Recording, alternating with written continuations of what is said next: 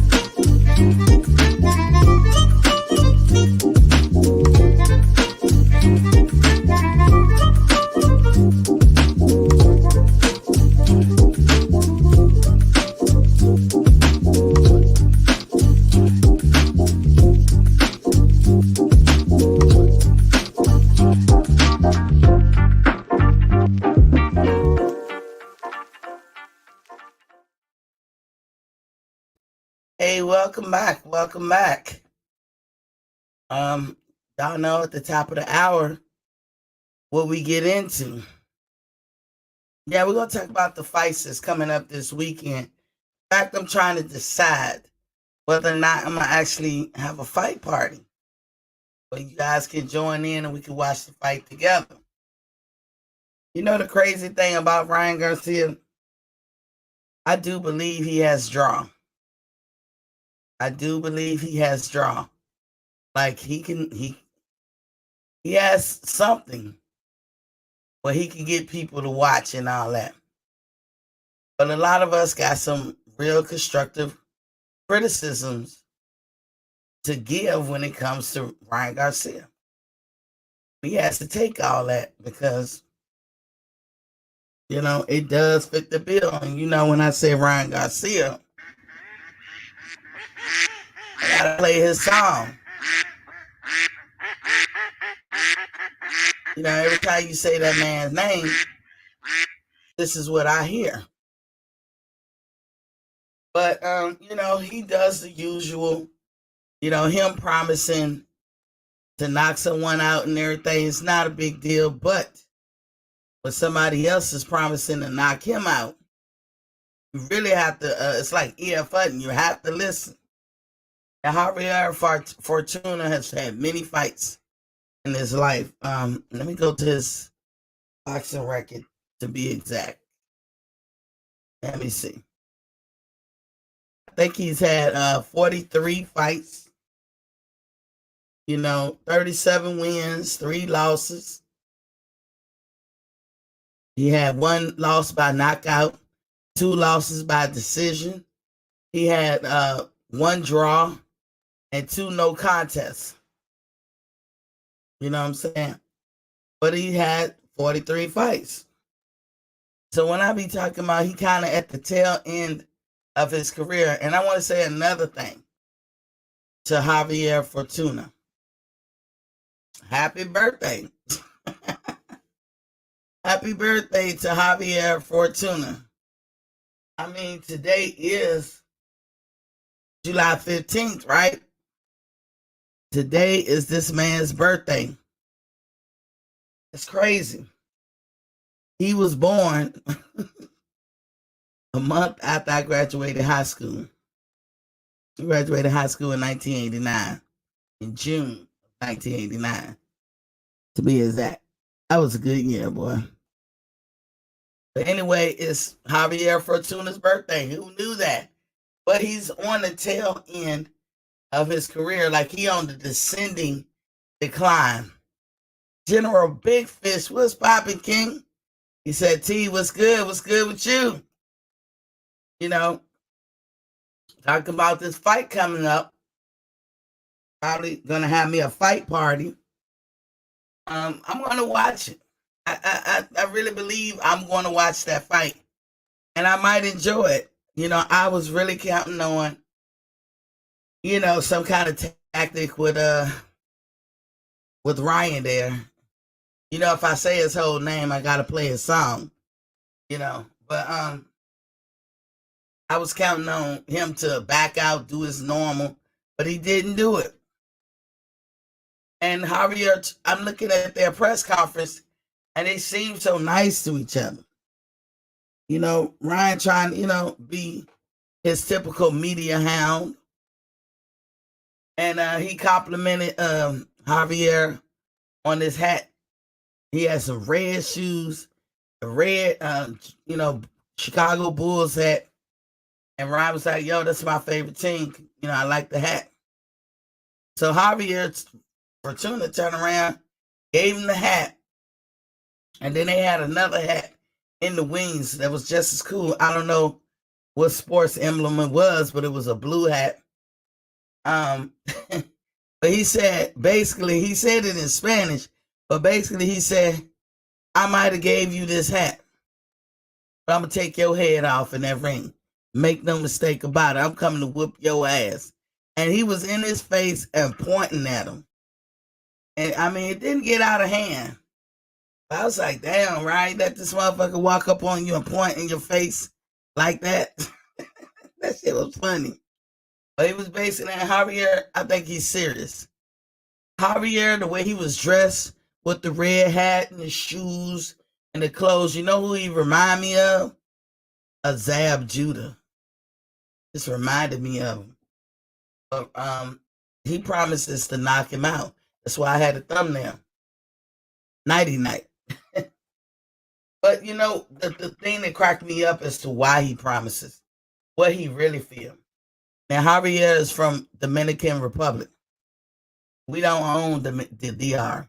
A lot of those folks do come, wind up living or moving to the U.S., but we do not own it. That would be Puerto Rico that we own.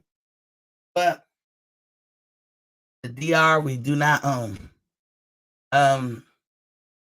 He feels that Ryan is going to catch favor because, you know, this is Ryan's country and they all like, you know, King Ryan. So he was like, yo, I'm knocking you the fuck out. Because even if I knock you down several times, I feel I got to knock you out. Because if I don't and wait for the decision, you know, and I'm putting my stink on it. Because you know that man speaks Spanish. But, you know, ain't going to be nowhere you can find that video of him talking English. But it's written down, his sentiments exactly. I'm knocking you the fuck out. Because if I go to the decision, you're going to catch the favor. And I'm not going to let it go there. And King Ryan doing his usual, like, I'm knocking you out. Because, you know, according to King Ryan, Mr. Duck of them all, he won't Tank Davis next. And what's crazy is if Ryan Garcia, you know, I gotta play every time I say his name. If he won't Tank Davis, he's gonna get Tank Davis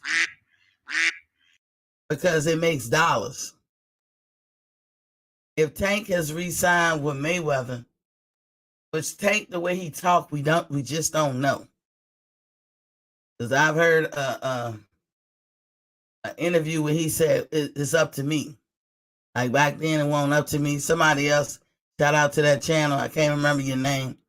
She played an interview with Tank, was like, it's up to me. It used to didn't be up to me. So in order for things to be up to you, that means you got control. That means you're not signed with Mayweather. But I really don't know that, y'all. Don't hold my feet to the fire on that one. I heard that interview just like everybody else. You know how sometimes people just, you know, the way they talk. I don't know if you call it a Freudian slip, where you know, because you know how things are. You know what time it is. You might not be trying to tell everybody else. And then Mayweather comes out and said, you know, to back off Eddie Hearn, because Eddie Hearn was certainly breathing down your neck trying to get you on board with them. And Mayweather was like, yo, he was still with us, yo. He signed with us. But then you say stuff like, it used to then be up to me. But it is up to me now. So if you want the fight, then you're going to have the fight. But we don't know if Tank all the way gone. We hoping that he's the type fighter that wants a championship and unification, and then hopefully undisputed. And we're not saying when you become undisputed, I'm not saying this to any fighter. When you become undisputed, if you want to drop them belts real quick, you can do that. Them belts people are going to try to pick up those belts as soon as anybody drop them. So you don't have to worry about it. You don't have to worry about being the person that want to drop the belt, because people are going to try to pick them up. But Ryan Garcia, damn, I said his name. Mr. Duck himself. Here we go. I ain't gonna even say his name. Hold on one second. Call from Jerry. What's up, Jerry? Yeah. What's good? You early. You gotta turn me down in the back. Okay, I got it down. Yeah. How you feeling today? I'm good. How you been, Jerry? I'm doing good. I had a long work day. I'm tired tonight. I'm tired the motherfucker tonight, but wanted to talk some boxing. I seen my favorite show was on, so I'm in this yacht. What you talking about?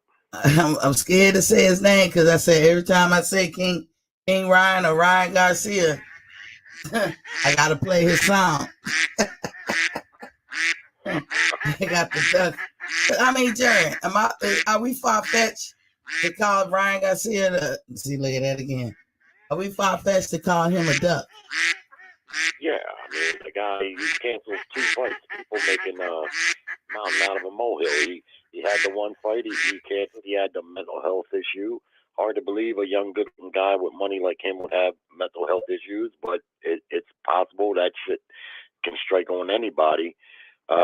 Then he had a hand injury, and he canceled the fight for the hand injury, and it disappointed people. Now, his opponent this weekend is one of them fights that he canceled. And I think people make a little too much of it, but partly it's his fault because he talks a lot of shit. Jerry, can you repeat it again? Are you saying that it's a stretch for people to call him a duck? I mean, who's he ducking? I mean, if you look around in that division, them guys ain't fighting each other. Tank ain't fighting nobody.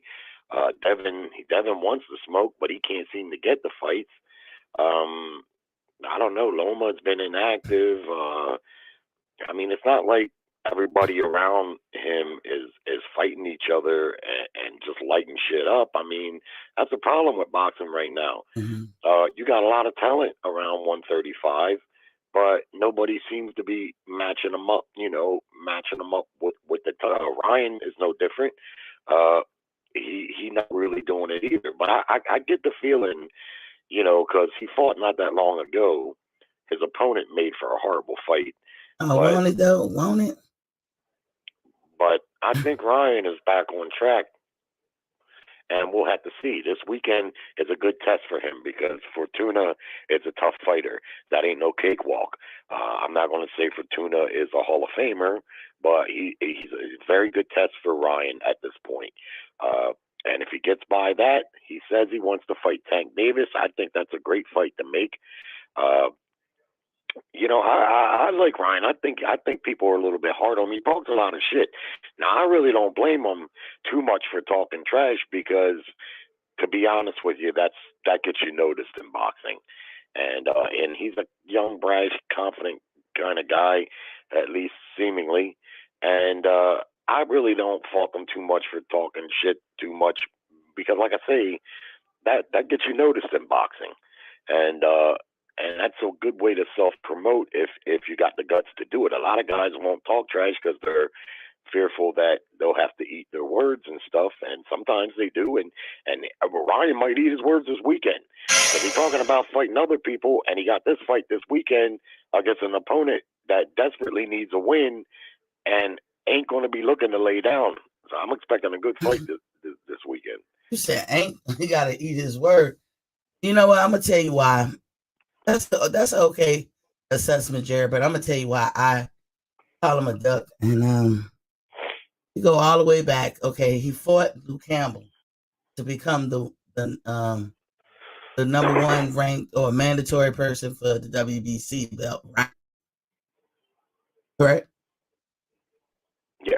Okay. He won the fight, so he got that. Yeah. But he did not Yeah. want to fight Devin Haney. He did No, not want to fight him. And it he wasn't ready to shows. fight Devin Haney. That would have been a sure enough loss. Yeah, I mean, but that's not the point, Jerry. That's not the point. But what you got to understand is when these guys, when you fight for a mandatory position, once you win that fight, you have to submit to be the mandatory. You have to petition for that. You have to activate it, in other words, right? Yeah, sometimes fighters won't petition for it. And I think Ryan's handlers knew, yeah, he might be in position to get this fight, but this ain't a good time to take the fight for him. He's just not ready for it. It would have been a sure enough loss and an unnecessary loss. I think he still fights Devin Haney likely at some point. If he showed on track. But the point is, he showed it could be his handlers. We know that they know best when Oscar is a subject matter expert. So if Oscar looking at ain't Devin Haney whip your ass. No, not right now. I'm trying to build you up and all this stuff. That's fine and dandy, but the onus of everything always come back to the fighter. And so Ryan, to me, he ducked Devin. Then he wanted to do another title eliminated. I'm like, why you need another one? That don't even make sense. He didn't get it in with Jojo Diaz. He didn't get it in with Fortuna back then. And I don't even know why he was ducking Fortuna ever. Well, I don't think he ducked him. He had the mental problem. That's what he said. And I got no choice but to believe him on that. Maybe he's lying about it, but but he's fighting Fortuna this weekend, so he rescheduled that fight. He just had the one fight against Diaz where he had the hand injury. Now, me personally, like I was telling a guy last night, I'd rather a fighter, if he's injured, not take a fight as opposed to going ahead and taking the fight and then losing and then make an excuse that he lost because of his injury. I don't like to hear the injury excuses because I've been around enough fighters to know that they stay injured. They stay with busted hands. They stay with ripped up shoulders. And look, if you're injured and you think that's going to affect you, like Lomachenko. Took that fight against Teofimo Lopez, and he claimed afterwards that his shoulder was so bad that it affected him to where he couldn't fight right. But come on now, How in the fuck? Why would you take the biggest fight of your career? Because that was the biggest fight of his career up to that point, of course. If you got an injury so bad that you know it's gonna disable you. So I didn't really fault Ryan Garcia for canceling that fight, but because like I say, if he would have fought it and lost, then he'd have said, I lost because of my hand. I think he's back on track right now. This weekend's going to be a good test for him, and then we'll see what happens afterwards. But to call him a duck is, I think, a little unfair, unless you want to call Tank Davis a duck, because Tank is getting all kinds of heat. Is Tank is classified more as, he's just a puppet. I mean, this is how people talking about him. In other words, they basically say he being strategically moved, and then he comes out and said, I don't have a choice. At one time, he said it on tape, and I know that. But that's how we look at him. He's like, okay, dude, you're 28 years old. You about to be 28, father of two. They ride him. They ride Tank. But Ryan, he pulls out. But it is what it is. Jerry. It is what it is. You don't have to be ready for everything. And just because you're gonna lose, that shouldn't make you try to get out of stuff that when you set a trajectory. If the boxers are supposed to aspire to be a champion, and then unification, and then undisputed, when you have opportunities, as you hear Floyd have said for many years, you cannot miss your opportunity. When it comes, you got to take hold of it, because there's fighters who could fight a whole career worth 15 years or so and never even come close to getting an opportunity. So when somebody opens that door for you or that window and give you that opportunity, and something is always happening, whether it's legit or not, because look at Keith Thurman. All them damn injuries, look at how it make him look. He would go down in the court of public opinion as somebody who ducked Errol Spence. No matter how you feel about it, and I'm a Keith fan, I can't argue effectively for him, because it is what it looked like. Well, I can. Keith Thurman he was Mayweather's mandatory, because if you remember correctly, when Keith had those two belts, Mayweather was still an active fighter, and Keith Thurman was his mandatory, and Keith Thurman was the number one guy to get the Manny Pacquiao fight also. So why would he go and fight a beltless up-and-comer as strong as Errol Spence and jeopardize the payday in a Pacquiao fight or a Mayweather fight? Errol Spence wouldn't do that himself. That's why Errol Spence ain't fighting Boots Ennis. Why would Errol fight an up-and-comer like Boots as strong as he is? You see what I mean? So, but that works how long, Jerry? I give Keith that reprieve also. I agree with you. I mean, in the beginning, but how long? At one point, but after he fought Manny Pacquiao, all you heard from Spence was he ain't going to fight Keith Thurman. He don't want to fight him. He's pissed off at him. Just constantly saying he doesn't want to fight him. But I know for sure. I would bet anything Errol Spence, if he was in Keith Thurman's position, he wouldn't have fought him either. Refresh my memory. Hey, Jared, refresh my memory. Why did Keith lose one of those belts? Because when he fought Manny Pacquiao, he had one belt left. He had got stripped. What was the reason behind that again? He didn't have both of them belts when he fought Manny. I think he might have got stripped of the one for inactivity, because he was off for a while. It wasn't the WBA, because I think that's what Manny took off of Keith. So it must have been the WBC. Yeah, I don't remember, to be honest with you, Queen, but I do think I remember. That he might have got stripped of one of them. Boxing politics. And that's what governs the sport of boxing. And when Tank Davis says he doesn't pick his opponents, he doesn't get a say, he's telling the truth. Neither does none of these other fighters, including Ryan Garcia. He has to fight the guys that Oscar De La Hoya and Dazn are willing to finance that he fight. You see what I mean? So why he call him out? He keep calling him out. Well, because the same reason that all these fighters call each other out. I mean, not all of them do it like they're fighters, right? They're just fighters. So they don't know nothing about a whole lot of matchmaking. And you hear them say oftentimes when they're being interviewed, they'll say, "Who do you want to fight?" And a lot of times, Bud Crawford's famous for this. He won't say a name, and they'll try to push him for a name, and he'll say, "Listen, man, I'm just a fucking fighter. I'm not a promoter. I'm not a matchmaker. I'll fight whoever it makes sense to fight." And that's pretty much the attitude of these fighters, because they know that they don't just get to up and choose who they want to fight. If the fight doesn't make dollars, then it don't make sense, and the promoters won't invest in it. And no, regardless of how much the fighter might want to fight that fight, um, they're not going to do it if the money's not right. And so many boxing fans struggle with. They just can't understand that yes, boxing's a sport, but unlike any other sport, it's solely governed by money. Solely.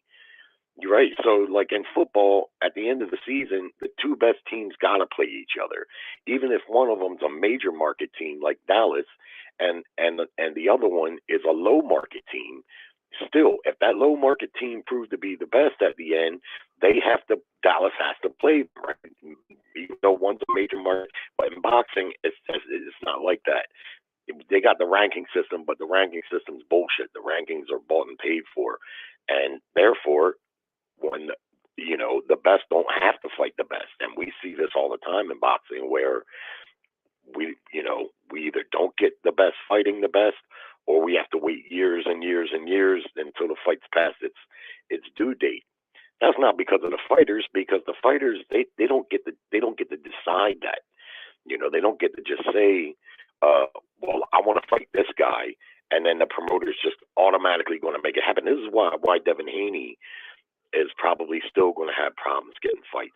Until he becomes a popular fighter that can sell tickets, they're not going to put Tank Davis in there with him, because Tank is a popular fighter that can sell.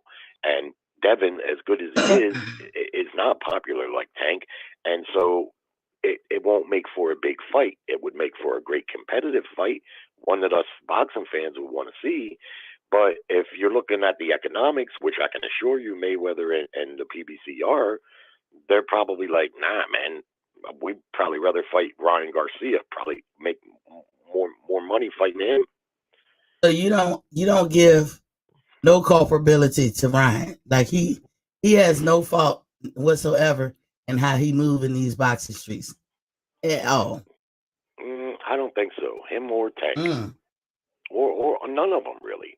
They have to fight who the promoters line up for them. Now, another thing you might notice is how many times have you watched a video of a fighter, like a training or a YouTube video, and they ask them, "Well, who's next?" I've seen Keith Thurman, lots of fighters. Who's next? And they say, "I don't know, man. I'm just waiting for the phone to ring. I'm just waiting for the phone to ring." Well, they're not waiting for the mama to call them. They're waiting for the promoter to call them and say, "Look, I got you a fight. This is the fight I got." And sometimes at the very best, they get an option. They might tell them, "Look, you can fight this guy at this venue for this amount of money and for this title, or you can fight this guy." Every once in a while, they'll have an option. But it's not like the fighter just tells the promoter, "This is the guy I want to fight," and it just happens like that. Not even close. Especially in today's era, where fighters are tied to exclusive network deals that make it almost impossible for any promoter to make a cross promotion fight. They can want it all they want. It's only happened a couple of times where they really made those cross promotion fights, and the fight has to be really big, like Wilder Fury. The first fight had an $80 million live gate, which, from what I understand, is a record. That's a lot of fucking money for a live gate. $80 million. Yeah, I went to that fight. We talking about the third fight? I thought it was the first fight that had that big live gate, well, but they all made money. The second and the third did way better, I'm sure. Oh, yeah. Well, that's what I'm saying. All those fights made big money, and that was a cross promotion fight, right? Wilder's always fought, I'm pretty sure, affiliated with the PBC. I don't know if he fights directly for them. They're kind of set up a little bit different there at the PBC. I mean, he has his own manager, but he with the PBC. He has a co-manager in Shelly Finkel. Wilder does. Okay, right. Well, Shelly Finkel is a boxing broker. He used to He used to have Tyson at one time, if I remember correctly. Did you know? Do you know Shelly Finkel? You know some of these managers?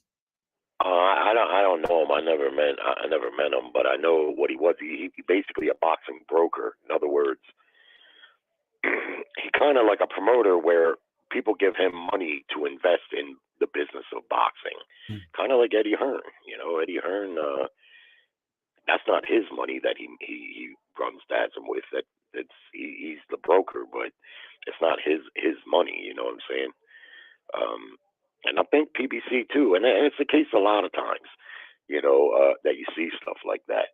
But I just know, and it's frustrating because knowing how the fighters don't get to choose, a lot of fans say, and I've heard you say, that the promoter works for the fighter. Well, it should be that way, but it's not really, especially unless you're a super high earner like Manny Pacquiao. Pacquiao probably could have dumped Bob Arum uh, at a certain point because he really didn't need him anymore. But you know, like Mayweather, you seen Mayweather didn't need a promoter. He was his own promoter, you know, and he sold all them pay-per-views. Canelo Alvarez basically the same way of today's fighters. He doesn't need a promoter to finance the fights. He can finance the fight himself. Oh, But I agree. I agree with you, Jared, when you say it should be that way, and that's how it should be set up. You know, the promoter, the managers, and all that, they work for the fighter. But you also hear me say a lot of these promoters run their business like a plantation. They do. Well, what do you mean exactly by that? They're the master or the overseer of the fighter. You know, everything is what they want. They orchestrate everything as if we're paying to come see Bob, for example. I'm not ever coming to paying to come see Bob. I'm paying to come see his fighter. But Bob, like, okay, for instance, Bob makes a statement and he says, I know that's your boy, but I'm just using him as an example. Bob says, okay, Shakur, later for that 130 division, you don't need that. But I'm thinking with Shakur, you have an opportunity to become undisputed in that weight class. Why wouldn't you do it? Why wouldn't people move mountains to get it done? It should be because whoever holding the other two belts and where Shakur is right now, we don't even barely know them. So right. You don't even it ain't like you gotta pay them $10 million or $8 million to fight Shakur. You can pay them, you can get away with paying them less money because they're not known. And they would probably take it. But you're assuming that though you don't know what they might want for that title, especially if they know Bob Arum wants those titles. That's going to raise the price right there alone. And if they're not well known, how are you going to make a big fight for them? Me personally, I think the undisputed thing is overrated. And I've always thought that. I didn't just start thinking that. I've always thought that. Now, when Oscar De La Hoya was the welterweight champion, Trinidad was the other champ, Shane Mosley was the other champ, and Ike Corte was the other champ. Now, if you're one of them fighters and you beat those three other fighters, then you're undisputed. That's something to brag about. Recently, in Devin Haney's case, he beat George Kambosos to become the undisputed champion. I'm not trying to take away from what he did because he whooped him and he whooped him convincingly, but still, he won fight against somewhat of an unheralded fighter, and he became undisputed. That's why if I was Devin Haney and I heard him and his dad talking the other night, they want the Tank fight. Fuck some undisputed. They're ready to drop them titles right now and move to 140 if they can get a fight with Tank Davis, which is a big money fight, right? So you said Tank might be moving up? Who? Tank gonna be moving up? Because I thought Tank decided as of December last year that he was gonna stay at 135. Oh well, maybe he did, but I know he's fought at 140. Yes. Tank. Yeah, and I think he has a title at 140. Well, no, they took it because that was the choice. He dropped the 130 title. He had a choice to drop the They were all the same belt, WBA interim or the Reggie belt, whatever they call it. He had a choice after they dropped him from the 130. It was like, look, you got to pick between 135 or 140. And they gave him time, but the decision had to be made, so to speak, by the time him and Rolly, no, it wasn't Rolly. Him and Cruz fought.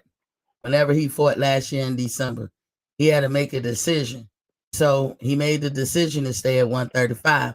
It's not to say the Tank can't go up, because I mean, even though he made that decision, the significance about that decision is that once he made it, they was taking the belt from the other division that he had. He wasn't going to be able to hold everything at the same time, so he chose 135. Okay. Well, yeah, but like you said, he can still make a fight at 140 if the money's right and it's a fight they want to make. He can still do it. Now, as it relates to Shakur Stevenson, it's a couple things. One, if you've seen Shakur's last fight, that was his biggest win yet. It was a very dominant win, but he's big. He's big as a motherfucker at 130. I ain't never seen a 130-pound fighter as big as yeah, he he's is. a big boy, and he could be struggling to make that weight. We don't know for sure, and it very well could be that he needs to move up. Also, if it's me and I'm promoting him, I'm going to try to get him the biggest fights. If staying at 130 and risking missing weight or really struggling hard and getting too dehydrated to make weight to fight a couple insignificant fights where these guys are belt holders but people don't know them, they're not going to be big fights. I mean, I don't know. I would imagine that he himself would probably say, "Nah, man, get me the big fights, the big money fights," because at the end of the day, these fighters that we talk about, that we see on TV, they're fighting for money. Fuck what you heard. They're fighting for money. They're not really fighting for what we the fans call legacy and shit like that. It's only a handful of fighters that ever get to fight for the type of money that they making, and they want to capitalize on it because your career could end at any point, So if you're one of the few, and it's less than 10% of professional fighters that actually get to a point where you're making million, 2 million, 3, 4, 5 million, when you get there, it's all about the money. They got so many people to pay, not just the promoter. They got their corner, their managers. A lot of times they have advisors, lawyers. A lot of times they have dietitians. You know what I mean? They got more, and then once they get taxed, you'd be surprised what them purses look like when a fighter actually gets his money. You know what I mean? Oh, I believe everybody got to take their cut. But Jerry, you don't think that it can be that these fighters today, I get it, because everything is about money. Ever since Reagan became president, it's all about me generation was born. And we ain't got rid of that shit yet. But I understand. So we have to live and adapt to it and everything. And I'm not saying that a fighter shouldn't be about their money, because it is prize fighting after all. However, you should have a healthy balance. And I believe it's incumbent upon each fighter to find that healthy balance where you're maximizing your opportunity to make the money you say you want to make, but at the same time going for the legacy. Every other sport has like something. Like I always compare it to the Super Bowl. The Super Bowl of boxing is undisputed. You know what I'm saying? The what they call it, the division champ, or the how the Super Bowl break it up in sections. That championship before the Super Bowl. You should be wanting to get that too, like those unified championships. You gotta do that, or else boxing to me will die. And look, mark this time, Jerry. You know what, Ryan Garcia, bringing it full circle back to him. You know what he is saying lately? He's saying he feels that the belts have lost their meaning or relevance. So he don't care about belts. Is that him telegraphing early what's to come as far as him? Because I really feel like, he the reason why he's like he is, you guys, I looked into it. Ryan made his money not from social media, but from boxing. He's a millionaire. and he made Yeah, that he's got much. a little bit of money, but I don't think he's got as much as Devin Haney. I think Haney's probably made more money than Ryan. I'm not sure. Hold on 1 second, Jared. Let me. I always like to give shout outs to the people that come Sure. through. D-Low 404 Boxing. What's poppin', King? He said salute. He got his hand clap, praise position, and the Queen. It's not about, like I could compare. Like if you look up right now, Jerry, you look up Spence or you look up Terrence, it could have changed in the last couple of months.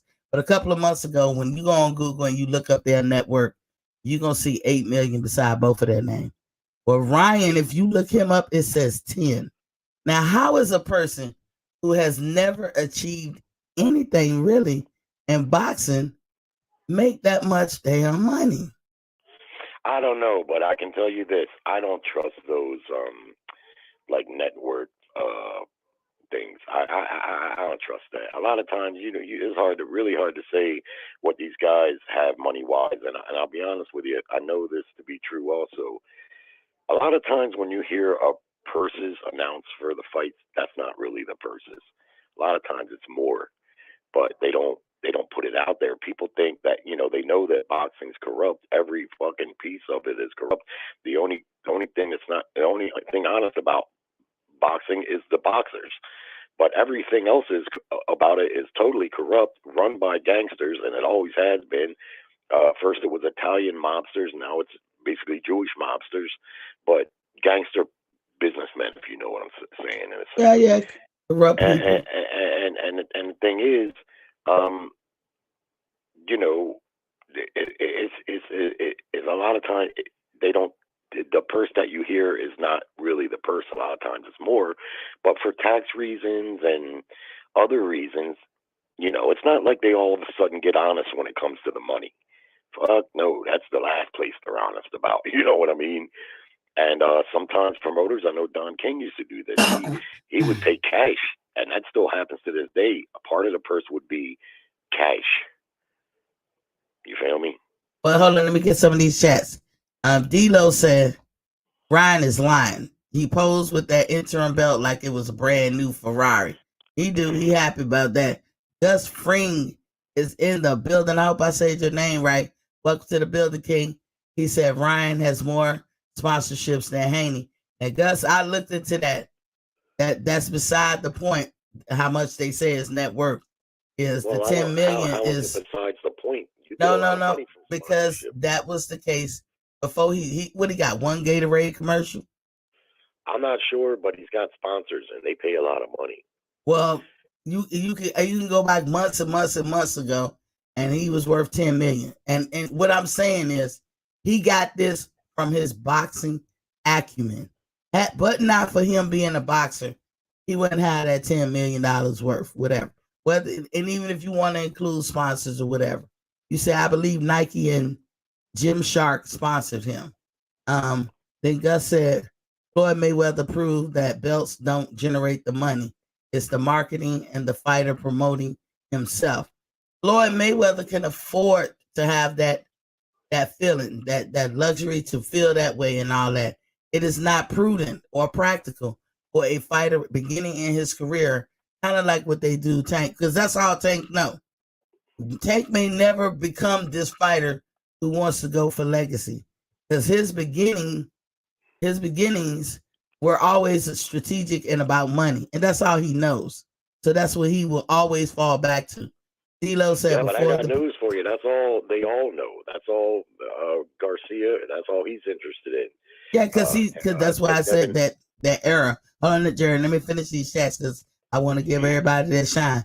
D'Lo said before the Pacquiao fight, Ugas had a reported net worth much greater than Spence and Bud. So it's just what's out there. I do believe they're not gonna say accurate because I happen to believe that Terrence Crawford and Earl Spence is worth more than 8 million. But how the fuck is Yugas gonna have more money than Earl Spence?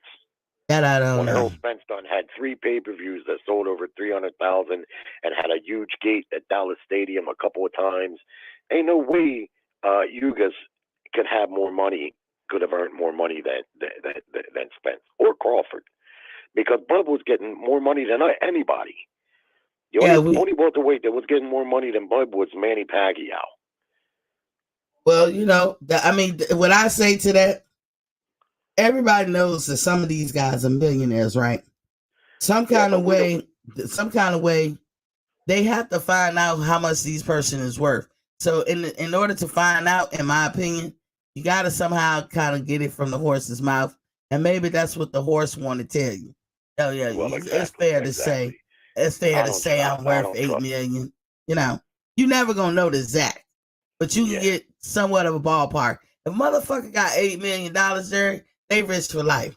The rest of their life, they good. I don't know how you fuck off $8 million. Give me that opportunity. I'll write a report about it and let y'all read it. Give me the opportunity. I know, it's amazing, but I remember a basketball player, an NBA player back in the day. They told him, what a guy told him, you make a lot of money. He said, yeah, well, I spend a lot of money. When you get rich and you get used to a lifestyle, well, it's amazing. But I could see, because there's been a couple times in my life that I had money, not that kind of money, of course, but look at you, Jerry. You know how sometimes you come into some money sometimes, and it's been a couple times in my life where I had money. I remember my aunt told me, she said, a fool and his money soon part. And you probably heard that expression before. Sure did. And I was a young dude, and I had about 60 grand in the bank, and I thought it was never going to end. So when I went to the furniture store, where I might have normally bought the $3,000 living room set, I bought the $6,000 living room set. Didn't think nothing of it because I still had what I thought was plenty of money. When I bought a stereo for my apartment, I bought the top line shit all across the board. About 2 years after I got that money, I went to the bank one day and I went to make a withdrawal, and the girl said, "You ain't got no money in here to make a withdrawal like that." And like a ton of bricks, it hit me. I went through that money. In 2 years, Jerry, look, I bet y'all know you was young, so I'm assuming you was in your early 20s. Yeah, exactly. You was mowing damn bitches and all that. Well, yeah, I was pimping, man. I had a nice sports car and a nice bachelor plaid, all decked out and everything. But what it was, more than anything, was the mindset. Because when you got money like that, this is how these guys go broke. They feel like the money is always going to be there. Now, and there's a big difference between having $8 million, right? Which sounds like a lot, of course, for being working class folks, that's a lot of money for us. We think, man, if I had $8 million now, I'd know just what to do. And maybe you would. But there's a big difference too between $8 million that Earl Spence might have and $180 million that Floyd Mayweather might have. You see what I mean? When you got that kind of money, just like when Tyson had that kind of money, you ain't never going to be broke. They're broke. It's like Tyson said one time, my broke and your broke is two different brokes. But Jerry, wouldn't you agree? If young Ryan if they saying on Google that his net worth is 10 million, he's probably got more. Number one. Number two, he's young. Now I get on him about having kids because he back to back with him. He ain't the first man, and he ain't gonna be the last. But he hasn't made his mark in boxing yet, not in the least. And I'm like, what are you popping out kids for? You're not even trying, in my opinion, to make your mark. You are painting a picture that makes yourself look like a duck. And and here you are, got all this money. So once you got all the money, because this is what fighters fight for years and years and years to get to that point where they got that kind of discretionary money, and you got it right now. So everything you're doing at your young age, which I'm not saying is wrong, he won't be the first man to act like he does, and he ain't gonna be the last. Ryan is mowing down bitches and just coming off like he this tough guy because that's the image he need the girls to see. And he got all the money. So where the motivation gonna come from him to do anything? I'm just surprised, Jerry, that you don't see him as a duck. But before you answer that, let me put some shine to the chat and say Ugas more than Spence. I doubt that. Laugh out loud. Then Then Gus said Ugas wasn't known. He said, from a mainstream perspective, PGH Big Dog is in the building. He said, salute, Queen. Salute to you too, King. D-Lo said the belts matter when it comes to revenue. That's why these entities push these guys to fight for second and third belts. Hold on, let me make sure I get it. And Gus said, haha, lottery winners go broke. They do. And D-Lo said, to the casuals and the I don't know what you sometimes the networks, a championship bout is just a championship bout with disregard to interim and regular super. Okay. And when it comes to money, it's all about behavior. If you can't manage $15 an hour, $15 an hour, you won't be able to manage $1 or a million, you know.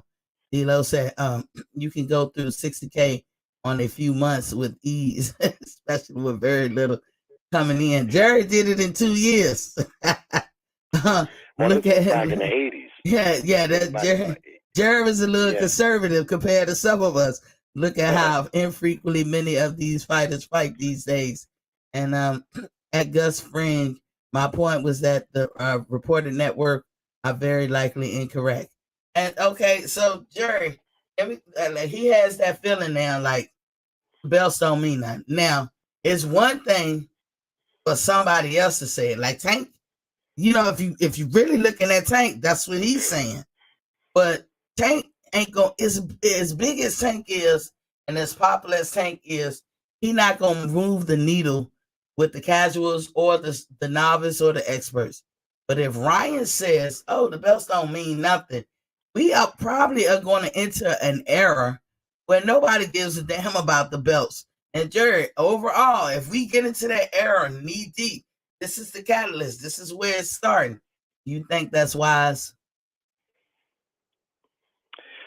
I'll be honest with you. I'm on the side of the argument that the belts, I think, are fucking more shit up than anything else. I'm concerned about the matchups. The fuck the belt, because I don't think I've watched a fight in the last 3 years, any fight undercard and concluded where there wasn't some kind of belt on the line. They don't make a belt for a motherfucker. They don't. The belts have become so watered down. And there's so many champions in one division. I mean, you got the 4 major sanctioning bodies, and then there's probably 6 or 7 other secondary, and then there's super titles, interim titles, fucking just titles all over the place. Floyd Mayweather, you're right. He had the luxury once he got to be the pay-per-view king. He had the luxury of the belts not. He didn't need the belts at that point. At that point, he didn't need the belts. But you're right when you say that that's not the case for every fighter. You take a fighter like Devin Haney, he's going to want to get them belts because he's probably going to feel like that'll make his brand bigger. And that's how it should work, and that's kind of how it used to work.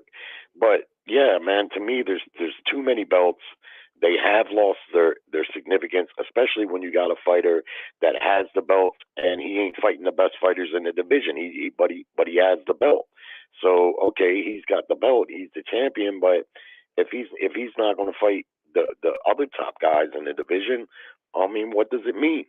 And Mayweather, one time I seen him, he was doing an interview in his house, big ass house that he has, and he had a whole wall full of belts behind him, a whole fucking wall full. And they asked him, what about the belts? He said, well, they're good for collecting dust, and that's what they're doing right now behind me, collecting dust.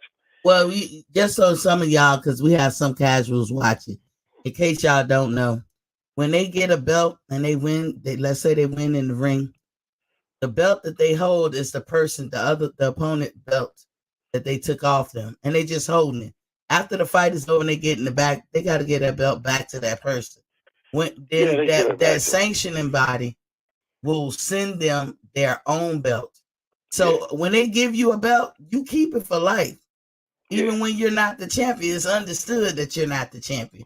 So just in case people think those belts don't go from household to household to household. But go ahead, Jerry.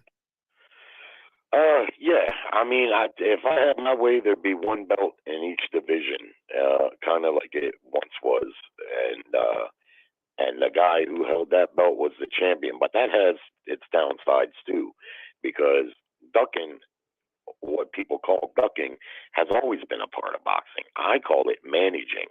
And when you hear about these fighters talk about their payroll, you hear them say that they got advisors and managers. Well, the reason they pay those guys and they have them is for this reason and this reason solely. A fighter will do dumb shit. He'll take a fight while he's out of shape because he wants to get money. Because we got to remember, this is how these guys get money, and it's like hitting the lottery to them. You know what I mean? So they want to fight. Who can blame them? And they want to fight and get that money. But they'll take fights when they're out of shape. They'll take fights against bigger opponents. They'll take fights in people's backyard. Where the judges and shit gonna be. They make dumbass decisions. And if you're a fighter like these guys that we're talking about, Shakur Stevenson or Haney or any of these guys, they being a fighter, they don't really think about the business end. That's why they have these advisors that they pay good money to, because these guys analyze all the analytics surrounding it and tell them this is something you should do or this is something you shouldn't do. Now the fighter himself, and I've seen this several times, like I say, they'll do dumb shit. Because they believe in themselves, and fuck it, I'll whoop his ass anyway. Yeah, he's 20 pounds bigger than me. Yeah, I'm out of shape. Whatever, they make bad decisions, and those bad decisions come back to cost them. So I wouldn't no more call Ryan a duck. I'd say his career is managed just like anybody else's, just like Tank Davis's. I don't think Tank Davis fears Devin Haney from a fighter's perspective. I don't think he fears him. I don't believe that for 1 minute. But the management of it and the business side, which is something that I always talk about, because I used to be a frustrated boxing fan, just like a lot of boxing fans I see today. I used to get all pissed off because the fight's not happening and all the politics. But once I learned really how it works, I better understood. It's still frustrating, but I far better understand why fights some get made and why some don't. And it almost never has anything to do with the fighter themselves. They almost always are willing to fight. The only power that the fighter has is he can turn down a fight. That's his only really power. Unless you're a superstar like Mayweather or Canelo. So, but by virtue of the fact that he could turn down a fight, that means he can accept the fight too, regardless of what his promoter or manager says. Well, yeah, I mean, when the promoter comes and says, "All right, here's a fight that we got for you, and here's the terms and the conditions," sure, you can accept it, and they almost always do, because it's bad business if your promoter lines up a fight for you and you turn it down. Now it happens. From what I understand, Thurman recently was offered to fight Boots Ennis, and he turns it down because he didn't feel the money was right. But they don't make a habit of turning down too many fights, because, I mean, let's face it, if the promoter lines up the fight for you and he's willing to finance it and you turn it down, that's just not good. It's just not good business, and they rarely do it. Now, hold on. They will. Now, with Thurman, I have a theory, and it's just a theory, y'all.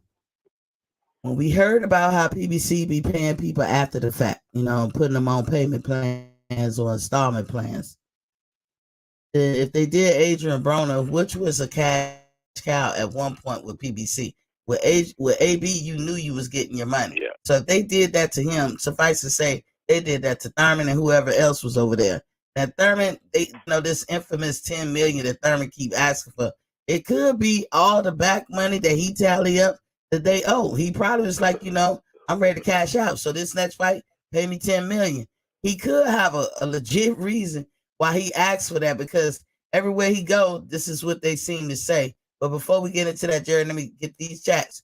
D-Lo say, hold on. Tank said, D-Lo said, Tank says that, but you see, they keep Tank and bouts involving belts. No, they don't.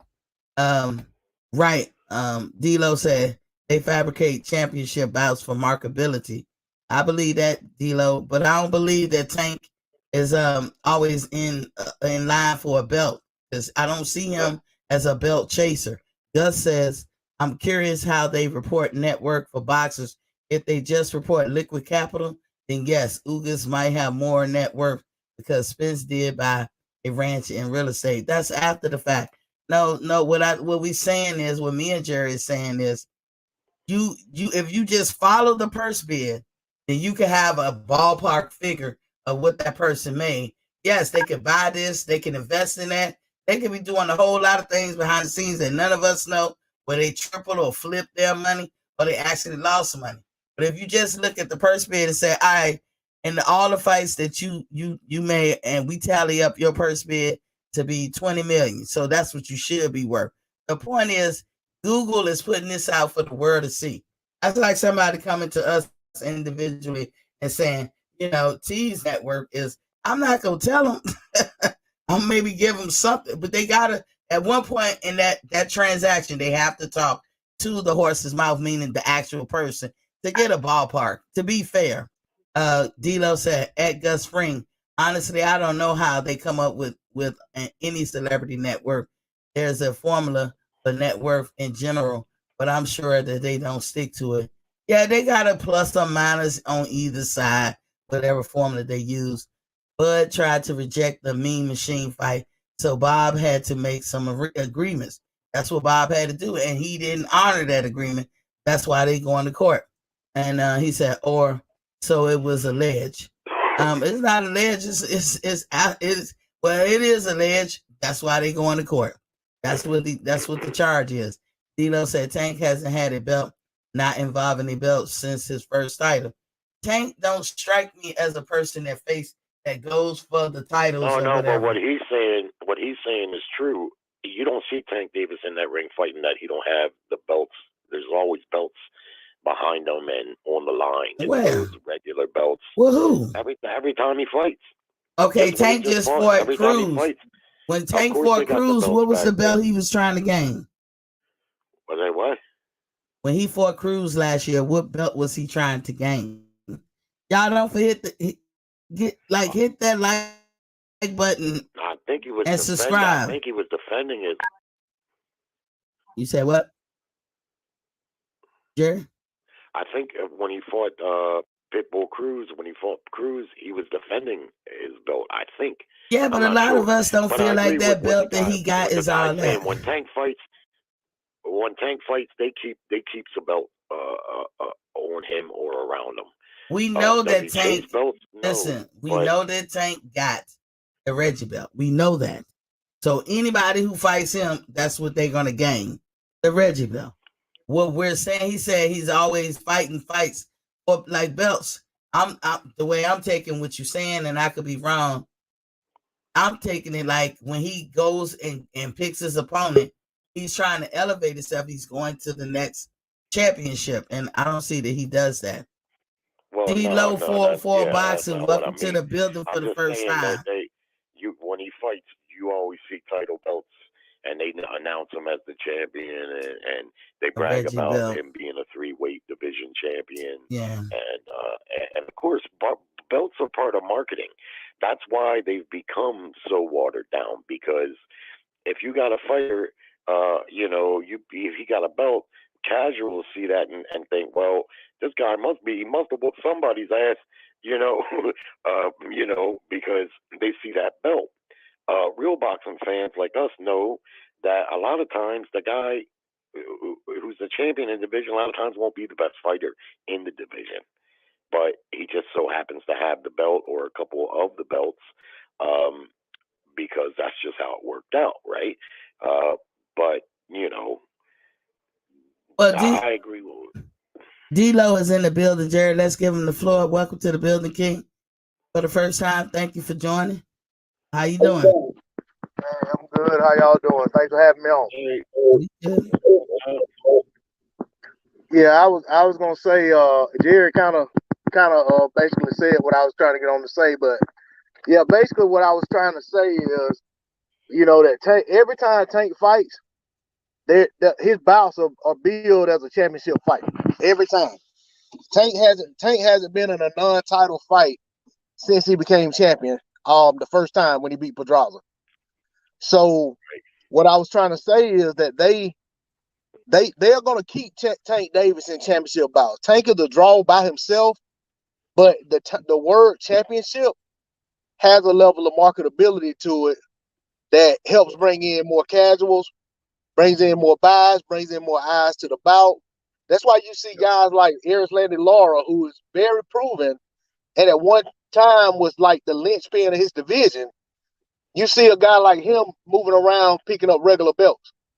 I don't think Lara cares about a regular belt, but Lara is a part of an organization that's called what do they call PBC, and that PBC is Premier Boxing Champions, with emphasis on the word champion.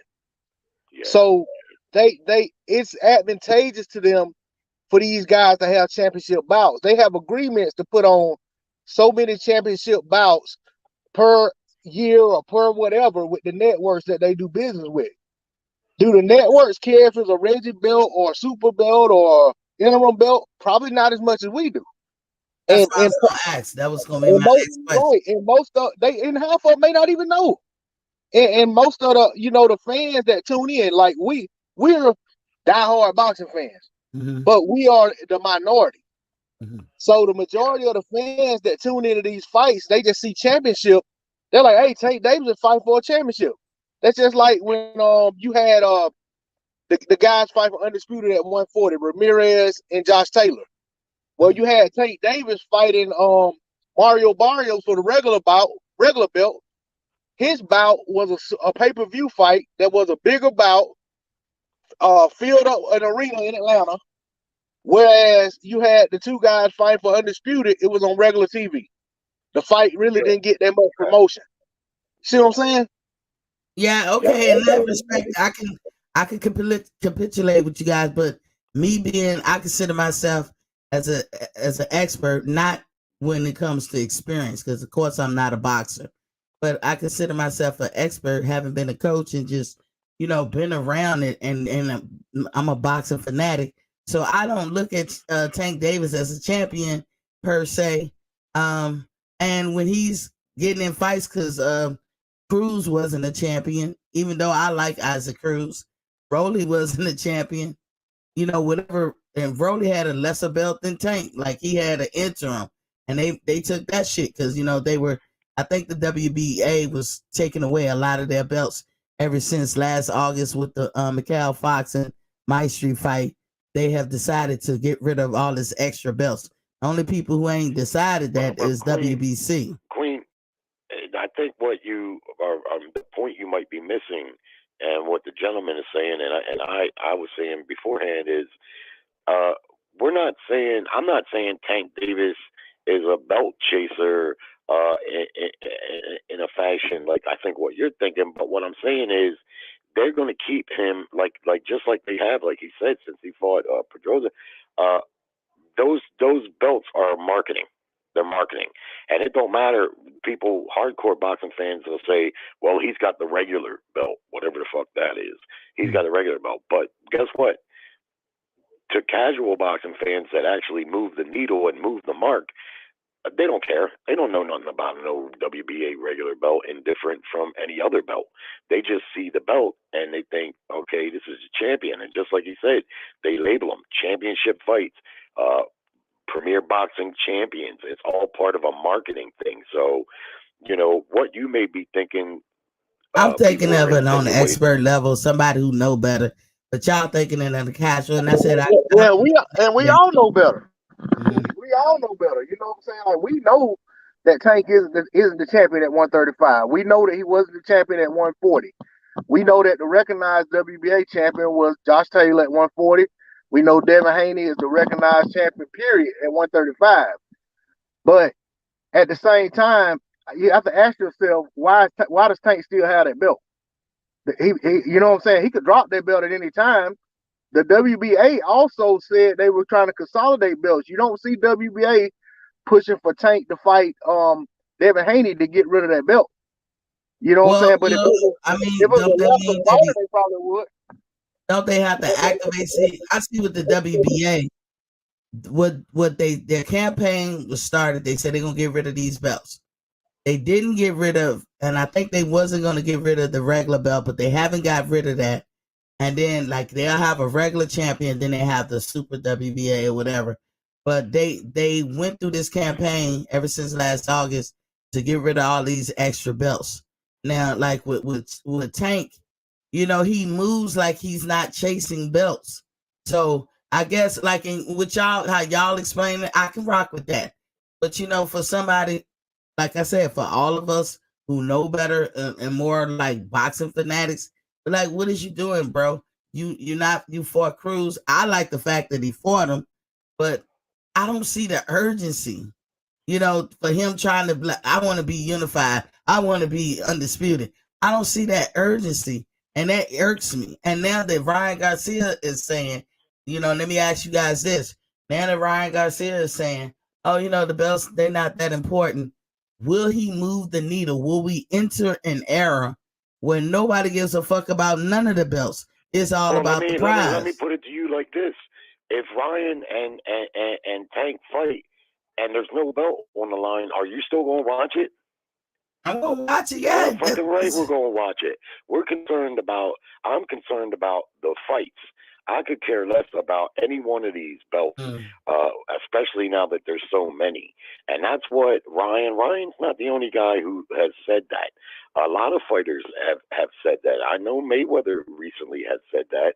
And I know you pointed out that Mayweather had the luxury to not need the belts because he was bigger than the belts at that time. But still, a lot of fighters feel the same way about there being too many belts. And like I say, if Tank Davis was to fight Haney and there was no belt on the line, will we still watch it? We're gonna watch it, but again, it's the controversy. If Ryan is saying that, now apparently when Ryan talked, he like EF Hutton, people listen. He has a popularity. He has the ability, or he's mastered the ability to bring the casuals. And if you want to be big in boxing as far as making that dough, that's what you got to be able to do. And he's conquered that, and I give him that. I don't take nothing away from him on that one. But will he move the needle and enter us into a new era? Because it me saying it don't mean a hill of beans. Ryan saying it could mean everything. A lot of people could be like, yeah, we don't care about no fucking belt. And people would just pay to see whatever. And maybe that's the bottom line. But is that good for the overall sport to not, you know, have the Super Bowl? Like boxing is one sport. It seems like it can gravitate to a point where there's no Super Bowl. Which I don't. I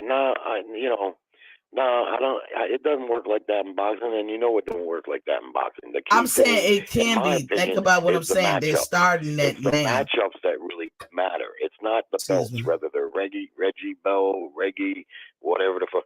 If they're the WB this, the WB that, it really don't matter. It's the matchups that matter.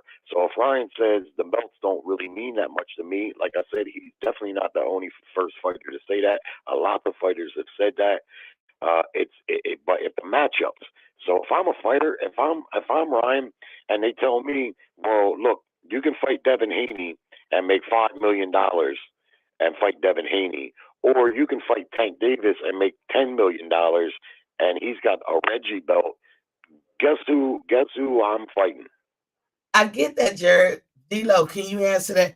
You know what I mean? If he's saying it, he could very well. This right here with the couple of people that's saying it now.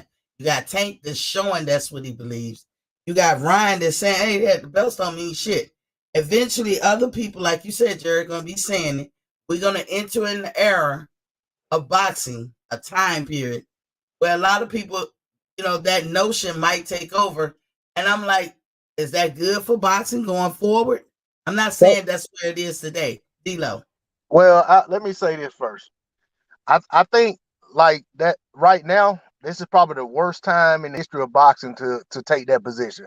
And the reason I say that is right now, we're seeing more undisputed bouts or more fighters maneuvering to an undisputed in a short period of time than we ever have in the recent history of boxing, especially in the four-belt era. Shows you how watered down things are. Hold up, Jared. Let D-Lo pop out.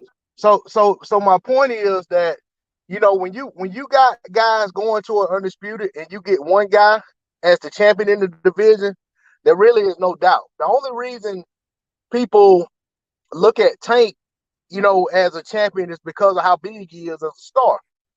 But, so there are some people out there who look at Tank and they think Tank's a 135 champion because of how big a star he is. And there's like, no way this guy is a champion. That's all I've been hearing.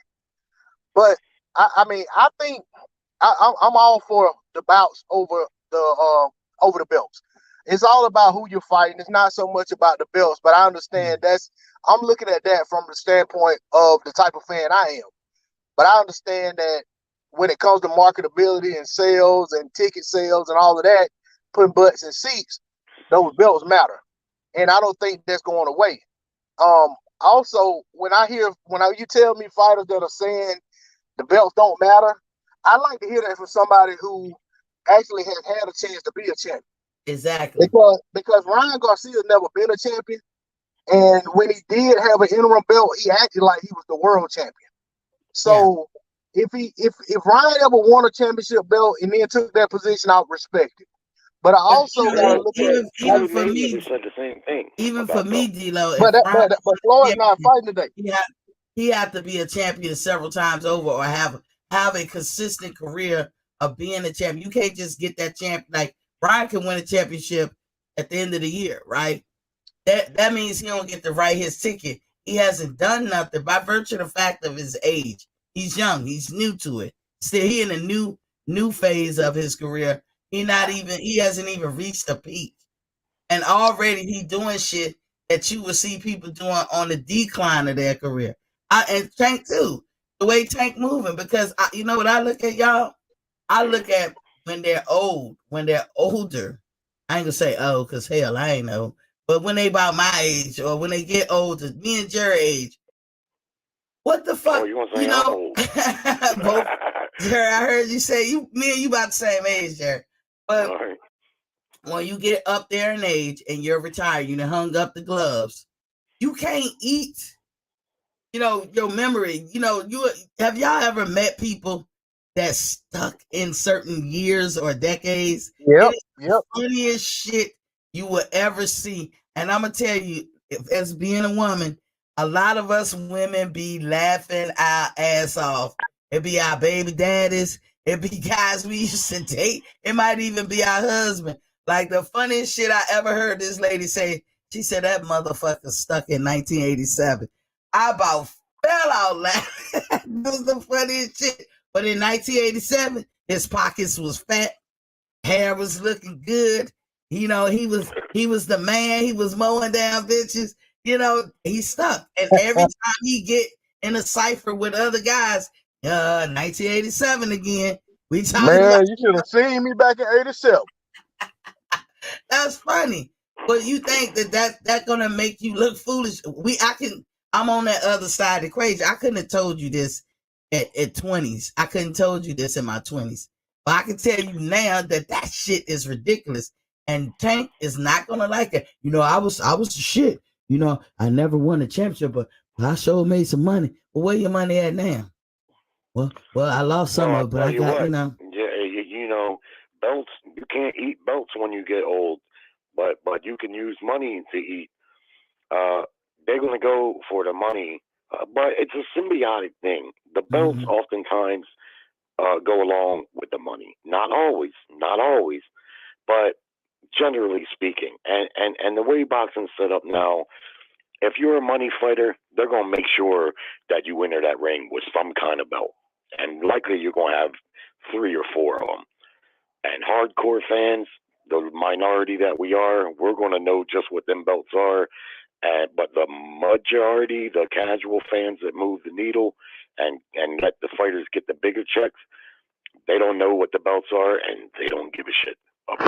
Like Earl Spence has a lot of casual fans. I give it to him. I don't know if he mastered that craft, but he has a lot of casual fans. And you just can tell by he talks. I ain't saying it's a bad thing. The place that it is right now. I ain't saying it's a bad thing, but they don't need to for hardcore fans. They don't need to be his boxing lawyer because some of their points is crazy than a motherfucker. Yeah, but see, those fans don't know they're casual. Like those fans you're talking about that try to make talking points for these fighters, they think they're diehard fans, and some of them probably are, but they're diehard fans of a very select few fighters. They're not really diehard fans of the sport, and that's why they take the positions they take a lot of times. So let me ask you, But my point is this: you want to make a big fight, as fucked up as boxing is, with all the shit that we have to put up with, the politics and the promoters not making fights. The saddest thing is, at the end of the day, the fights that truly, the big fights that get made, it really depends on the casual interest. And boxing needs casual fans. It always had them. It wasn't until boxing really started having its downfall, that it became a sport for hardcores. Because just like I was telling this guy last night, I got Showtime. That's like $27 a month. I got DAZN. That's $22 a month. I got ESPN Plus, and that's like $12 a month. So I'm $50-$60 in every month, right off the bat, paying for boxing. And then if it's a fight that's a half decent matchup, they want another $80 on a pay-per-view. So boxing is an expensive sport, whereas you go back a few decades, it was a mainstream sport, especially Ray Leonard and the middle welterweight era, and prior to that, and Ali, of course. Boxing was on par with baseball. Now it's just simply not that popular. It's at an all-time low, and if you want to be a boxing fan, you got to pay. That's right. Yeah, you do. Well, let me ask you this, D-Lo. So, in the beginning of the conversation, I know you got to hear later. I was asking, or I was stating that I consider Ryan Garcia. In fact, I'm gonna play his song because I haven't played it in a while. Wait a minute. Jerry don't agree with me. That's Ryan. Shout out to you, Ryan. But do you consider Ryan a duck? And let me add to it, when he says stuff now, early in his career, he hasn't achieved shit. Now he's saying, "Oh, the belts don't matter." That make me think, you know what I can count on Ryan for? Never trying to be a champion. So Devin Haney, that's out. Anybody else that's top of the this in that division, he ain't gonna fight him, especially if they're a champion. Do you consider Ryan Garcia a duck? I have. I'm trying to give him some grace because he's actually fighting one of the guys that I felt like he ducked in Javier Fortuna next. Mm-hmm. I feel like Ryan's done a lot of mentioning people's names, but not trying to make the fights or not being in a position to make the fights when you mention their name. And he's not the only one that does it. But I feel like you know, I know he supposedly had some mental health issues, and I'm not gonna slight that. But at the same time, he was doing a lot of this stuff around the time that he was, checking in and out of boxing. So I feel like he had opportunities that he kind of went away from. Like when he beat Luke Campbell. This is where the whole thing comes with Ryan Garcia saying what he said about the belts not mattering.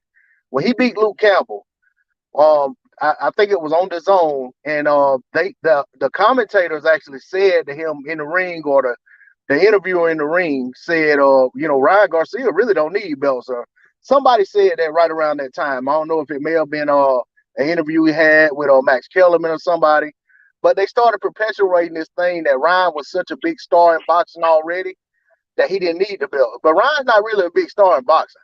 Ryan's a big star outside of boxing. And the thing is, these young up and comers, they aspire to be champion. Like if you're bigger than the belt, why fight for an interim belt that's gonna make you Devin Haney mandatory, only to not fight Devin Haney?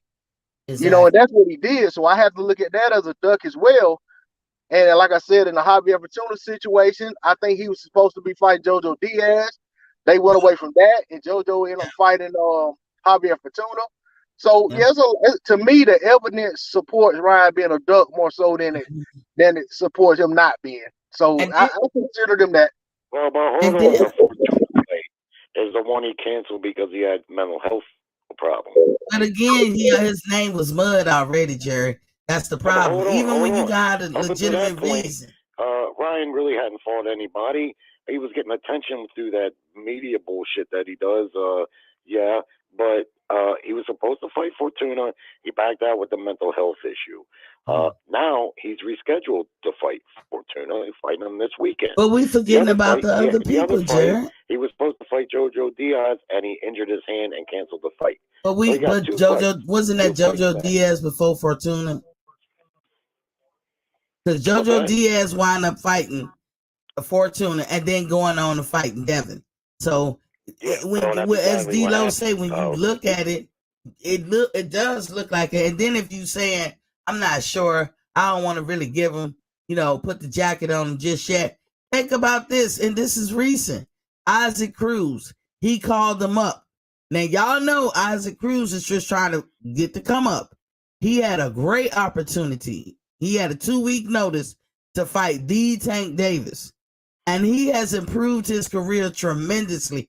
That boy went from making probably $15,000 to $20,000 a fight to $500,000. You know what I'm saying? Yeah. So, Isaac Cruz can't turn down the Garcia fight. Yeah, but Isaac said sure.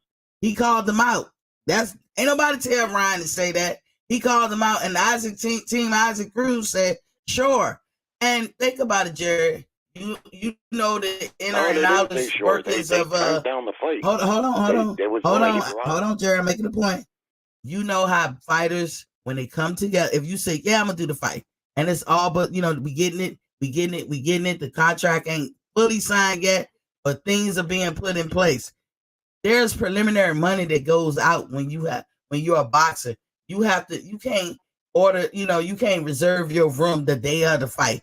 You got to reserve all this different stuff, paid trainers, all this crap. Ryan is notorious for entering into somewhat agreements and then only to back out. And then, you know what? That money that other fighter spent, whether it be training, location, room and board, whatever, that money gone. So Isaac Cruz said, hold on, Jerry. I know you want a cap for him. But hold on, Jerry. So Isaac Cruz said, yes, but before we make a move, we want to put in the contract some kind of compensation for all this preliminary shit that I'm doing first. And that's what De La Hoya would have had to do. And then De La Hoya and them was like, nah. But they had to make sure they don't got money to spend first, only for Ryan to break a toenail. Well, I've seen the press release from Isaac Pitbull's Cruz camp, and the guy said very plainly they're just not looking at Ryan Garcia right now. He didn't say nothing about what you're talking about. I did a show, Jerry. I saw turned the fight down. They said they're not looking for that fight right now. No, what happened was Oscar and them turned it down. That Pitbull Cruz is a PBC fighter, and Ryan fights on dads, and that alone right there makes that fight almost impossible to make. So, dude, I'm saying, well, then Ryan knows that we can't keep treating him like he's 17 or 16, like he just don't know to interact. You making babies, you've been in boxing long enough to know how it works. You called that man out. They tried to make a fight with him, and his camp said they're not looking for that. That's fight. Not how it went, Jerry. I actually did a show on it. Release. But Jerry, I did a show on it, and I saw everything that was released and the back and forth that both of them was given. And at the end of the day, Oscar backed out. And so Team Ryan, all of them, they backed out. Because Oscar don't be ducking smoke. That's one we can say a lot of shit about Oscar with his fishnets and black pantyhose and all that good stuff. But one thing we can't say, Oscar is a duck. He don't engage, and that ain't in his repertoire. So whoever backed out, it had to be Ryan. I don't like to use the word duck when it comes to any fighter. Not Tank Davis, not Ryan Garcia, Devin Haney, Lomachenko. I don't give a fuck. I know that the fighters, they don't duck. What they do is they have management that manage their careers, and they don't take the fights always when we think they should. And Pitbull Cruz not taking that fight, he might have felt like it wasn't in his best interest to do so. His management might have felt that. Or it could have very likely been the fact that he's a PBC fighter and Ryan's a Dazzling fighter, and that pretty much cockboxed the fight. Ryan not taking that mandatory against Devin Haney when he had fought for that to be in that position. Like we discussed earlier, his management knew he wasn't ready to fight Devin Haney. They knew that. And so, yeah, he might have fought an eliminator to be in position to do it. But if you're his manager, and we're not going to put you in there, since you're sure enough going to lose. Well, they did with Jared. Sidetrack things. Jared Wood, the conclusion was, and they have every right to do that. They wasn't agreeing to Isaac team's terms off the rip. Well, so that was why fall apart. That's why that fell apart.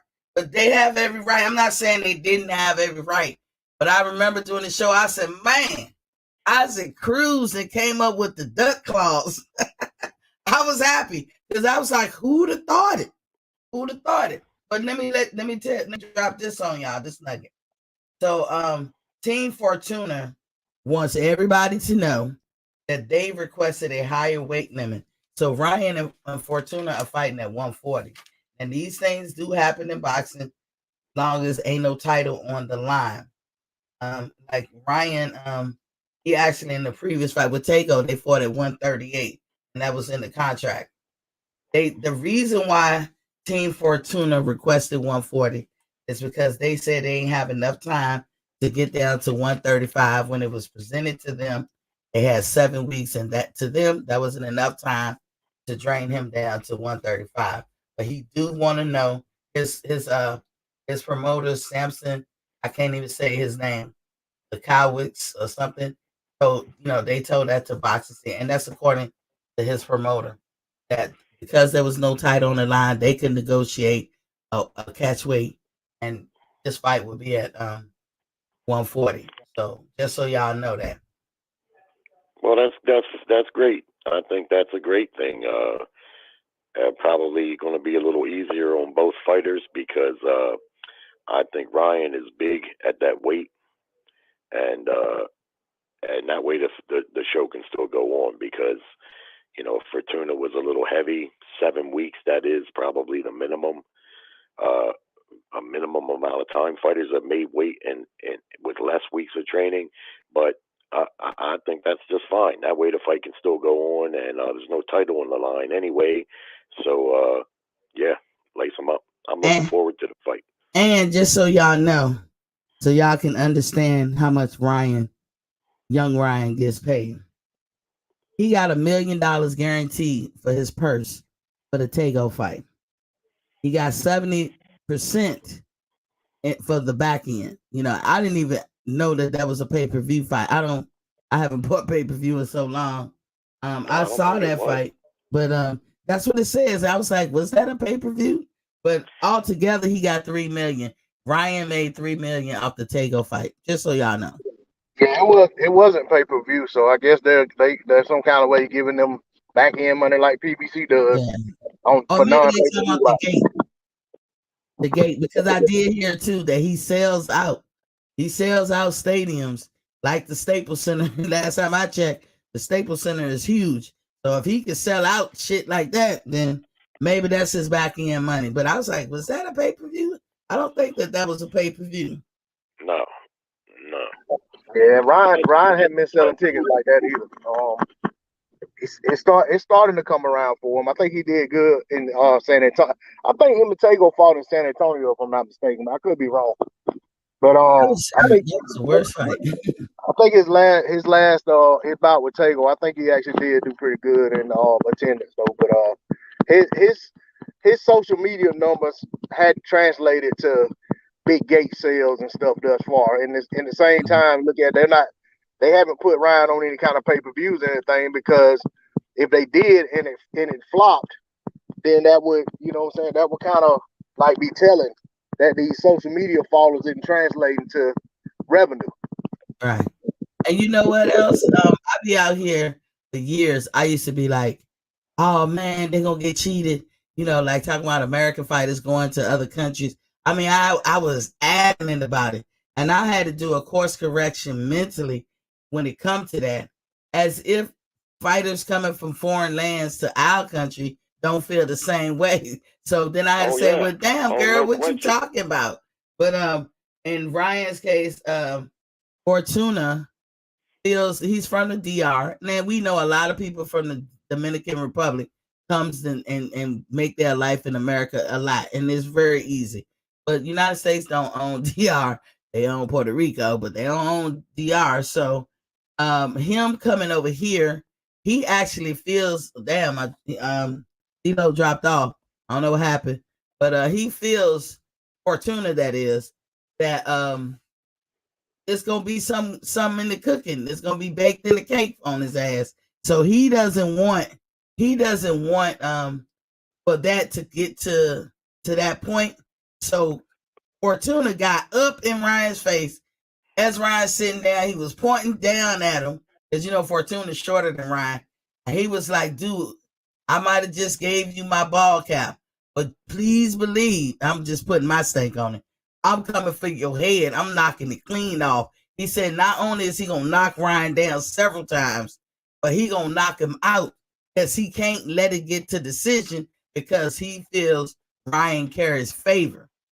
I was like, ain't no wow. question. It ain't no question. When you're fighting in someone's backyard, whether it's in their country or in their state, well, you're fighting in their backyard. But the bigger thing that determines the favoritism is who's the promotion with. Ryan is the what you would call the house fighter in this fight, or some people would maybe say the A fighter, A side. You used to call him the house fighter. He's the money house fighter in this, and the promotion is about him. So Oscar's paying the judges, Oscar's paying the refs. The whole thing is going down on a De La Hoya promotion, and that's where the favoritism really comes from. But also, like I say, if you're fighting in someone's backyard, whether it's a different country or not, then you know that that's what you're doing. And plenty of fighters have come here and been the benefactor of American judging slating them. Yeah, I believe it. I had to change. Yeah, I had to grow up. I had to change, do a whole course correct because you go hard for your own country. America will never cheat. We good people over here. Okay, what you think, D-Lo? Fortuna's feeling on that. D-Lo, you probably muted. We can't hear you. Okay. D-Lo, you muted just to let you know. I didn't mute you. That's you. Okay. I watched the press conference for the fight they had on the other night, and I was already looking forward to the fight because I think it's a good step-up fight for Ryan. I think it's a good fight for Fortuna. I've seen Fortuna. He's a pretty strong fighter, and he desperately needs a win to keep himself in the mix. And a win over Ryan would, not that Ryan has really accomplished a lot, like you said, but still, if that's going to be a big win for him, and he looks like he's genuinely ready to fight, and I think it's going to be a good fight. I really do. I'm actually contemplating having a fight party, Jared. Would you come to my fight party? Where are you at? I'm gonna do it online. See, what we do is we do it like through this show. I got a whole big old TV sitting right here, and I'll be watching it. But I have my avatar. I learned my lesson, Jared, from trying to show the fight. This is when Showtime was offering their services for the free. But everybody in the country could have got Showtime that day for the free and saw that fight. And I'm thinking, oh yeah, it's for the free. But Showtime didn't feel like that. More importantly, CBS didn't feel like that. Because CBS owned Showtime, and they slapped me down hard, Jerry. I mean, I'm tell you, they knocked everything out.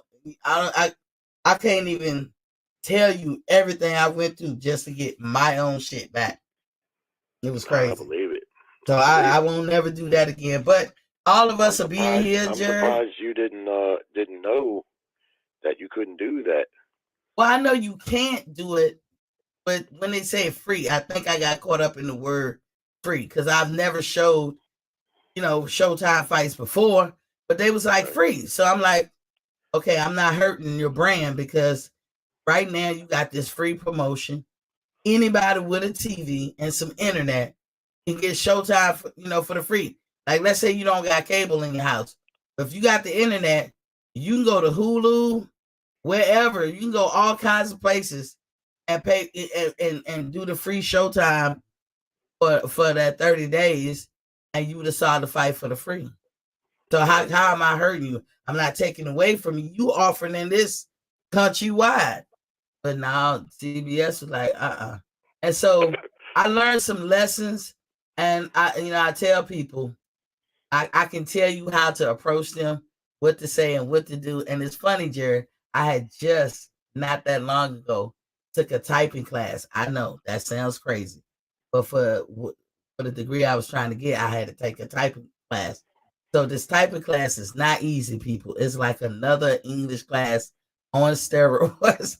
But I got the book, and the book will show you how to properly format letters, emails in a formal sense, informal sense, all that good stuff, when it comes to the English language and trying to do stuff formally and do correspondence and stuff. So I have examples of all that. So I took that book and I used one of the examples that they have for emails, and I mailed, and instead of contacting YouTube or whatever, because I can tell you guys now, YouTube and Google does not have a team of lawyers to address anybody's issue with conflicts of interest. They have a team of lawyers to get at you, but not to help you. So you better off just going at the people who got a problem with you. So I did a formal email and to CBS, and CBS stopped and desist. I mean, they desist. They was like, okay, that was good enough. We cool. We good now. We're not gonna pursue this, and here get your shit back. We take it back. I was like, whoa. I was like, but a lesson learned, Jerry. Like, and when I say knock my shit, not only did they knock out my Gmail, I had to get that back up and running, because before you have a channel, you want to have an email account to attach it to. Then I had to somehow get my StreamYard back up, my regular YouTube back up. When I say knock me down as if I never had a channel, whew. Guess what? I'm thinking about getting my own motherfucking YouTube channel. Hey, I was sitting here thinking, like I hear you all the time, Jerry, on different forums, calling in and stuff like that. And I was thinking maybe you ought to, start up a channel. Yeah, you know what, man? I'm going to, and I'm gonna get paid because a lot of people. Only thing is with me. I should be embarrassed to say it, but it's just true, man. I'm not a computer savvy individual, and I really don't know how to go about it. But I got a good buddy of mine that lives right up the street from me that can easily hook me up. And I was talking to him about Jerry, you can learn how to do everything on YouTube. If you know what I'm saying. If you got time to sit down and watch videos, there's a lot of videos on how to build a channel and all of that stuff on YouTube. I know a lot of people that went that route to get their channel together. I see so many of them every day. It seems more and more, channels with the boxing, especially. And so, I've really been thinking about it. You just say how to. All you gotta do is say how to in YouTube, and then how to do whatever it is you're trying to do. And all right, let me ask you about this for a second. What do y'all think of this Jake Paul Rockman Jr. fight? Oh, sometimes I'm wondering, did Jake Paul bit off more than he could chew? But I would tell you this, for me to feel, and I'm not hating on Jake Paul, but I do have that feeling like, are you a real boxer? Because you are not doing everything that real boxers have to go. You're not under the scrutiny that they go through. You don't have to. I never hear that the weight that you're trying to fight in. I really don't know. Is it cruiserweight or light heavyweight? You keep doing catch weights, and it's simple stuff like that, just little things. Do I think he's entertaining? Yes. Do I think he's good for boxing or could be boxing? Yes. But I'm just saying, I've been waiting for him to just have a line of boxers that he fought. I do believe that that's the course that he wants to go in his life as far as a career. And if he does, good luck to him. But this Hakeem Rockman, he wants to end Jake's career. We're going to see how that go. And I was just saying the other day, I don't know if I said it on the show, Jerry, but I was like, I'm about that fight. Probably going to be a good fight. Mm-hmm. Jake Paul, he could take a lot of pointers from professional fighters on how to be a professional fighter. He probably never going to be a professional fighter in the sense that we regard professional fighters, because those guys usually start when they're kids. Mm-hmm. They start fighting when they're kids, and they spar thousands and thousands of rounds as amateurs and have all those amateur fights and stuff. It's too deep for him to be that, but he can be a fighter. Hold up for a second, Jerry. I do want to recognize Renaissance Rain is in the building. I see you, Queen. I'm gonna speak to your chat in a second. Go ahead, Jerry. Sorry. He may never be a boxer in that respect, but he can be a fighter. And I see when I watched him fight, he's a fighter. He's unlikely. He's not highly skilled like a long trained and standing boxer would be. He gets a little bit better with his skills in each fight, but motherfucker's got some fight in him. And those Woodley fights, I bought those fights because I knew Woodley from the UFC, and I knew he was a bad motherfucker in the UFC. He was on a bit of a slide, but still, he wasn't a boxer, no, but he was a fighter, a tough guy. And then that first fight, Jake Paul took some good shots, man, some hard shots right to the face. And if he was a little punk, little pussy motherfucker, he would have quit, man, because I've been hit like that, and it's easy to say, well, fuck this. I don't want no more. I mean, he definitely has a small piece of some kind of talent, because you're right, Jerry. I'm gonna tell you guys, in boxing, when they be saying you don't play it, it's true. As a coach, well, that's true. As a coach, but what you never know is how people react when the punch come at you. Sorry, Jerry. Oh, I'm sorry. Well, what I was fixing to say is he could take a lot of pointers from some boxers, but there's a lot of boxers that could take pointers from Jake Paul on how to market yourself. Exactly. That man's getting good money. He's figured out. And I heard Al Heyman and them talking about it. You can say what you want about his fighting skills, but he's marketed himself to put him in a place where he's getting more money than a lot of professional fighters are. Now, this Rockman fight, I don't know much about Rockman Jr., but I know everybody knows his dad. Of course, he's from right here where I'm at in Randallstown. Right. I met his dad a couple of times. I know they live out in Vegas. Their whole family fights. So you gotta think. I haven't seen Rockman Jr., but I gotta think that he can fight. His whole family fights, and I've seen them at the press conference the other day, and he's a big dude. He's bigger than Jake Paul. He is. I would say this, Jerry. This don't have nothing to do with nothing, but in my younger days, hello, I would have been like, hey, hey, daddy. He might have fucked up this time. Well, hold on a second. What was you saying, Queen? I know, Jerry, you're not gonna agree with my assessment, but I'm saying, looking at young Rockman, in my younger days, I'd have been like, "Hey, daddy."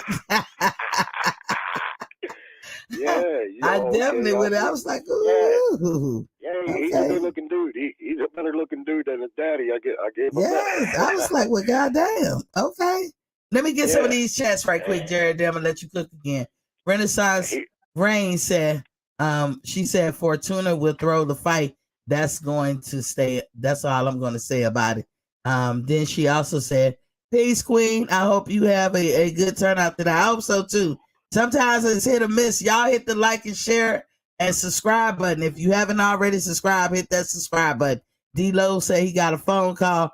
Renaissance Rain said, I watched the weigh-in and I'm almost certain that Fortuna will not put in the effort to gain the win. Wow. I'll leave it at that. I hope I'm wrong. I like both fighters. Well, Renaissance, come watch the fight with us, because I'm sure I'm going to do a fight tomorrow. I don't know how the fuck you could gather that from watching a weigh-in. How the fuck do you... Renaissance, he said he don't know how the fuck. I'm going to drop the link if you want to come here. Tell Jerry how the fuck you gather that. No, I'm just saying, how do you gather that from watching a weigh-in? That the guy's not going to try to win the fight. That's speculation. These guys don't show up to just lay that. But Jared, how you say that, Jared? You've been in boxing all these years. People can speculate. They can tell when you looking Boxers tell you they can look into your eyes and tell if you're ready for that, or if you want that. Yeah, but a lot of times they're wrong. That's a lot of times they're right though, Jerry. Well, what kind of advantageous would it be for Fortuna to not put up an effort? That's how he feeds his family. You know why I do not doubt her. It's advantageous for him to get in there and lose or not make an effort. You know why I say that's plausible, Jerry? I take you back to Fortuna and Granado's fight, and I'm sure that's what Renaissance Ray is remembering in her head. I thought that was some front row seat to some bullshit on Fortuna's part. I will never forget. What happened? I don't know what happened. Well, he was fighting, and Fortuna was known as a person that can hit you hard. He's crafty, this, that, and the other. And Fortuna was getting some points off. But Granados is a great fighter. A lot of people don't give him credit. And Granados flipped the script on his ass. Boom, boom, boom. Sent him through the ropes. It did look like he hit his head. I don't think it was like how he's saying it, because I could see, when people tense up and they raising their head, like it wasn't flush, like he lost all control, like he was knocked out and his head was free nilly willy and just hit the back of the table or whatever, chair, whatever. His head, he was up and he was holding his head up. So he didn't hit. I don't give a fuck what they say. They never came back and said he really had a concussion or something like that. He did that shit to end the fight, and it was one of Granado's no contest because they hadn't even fought enough rounds for them to give Granados the fight. And Granados have come up with the short end of the stick a lot of time.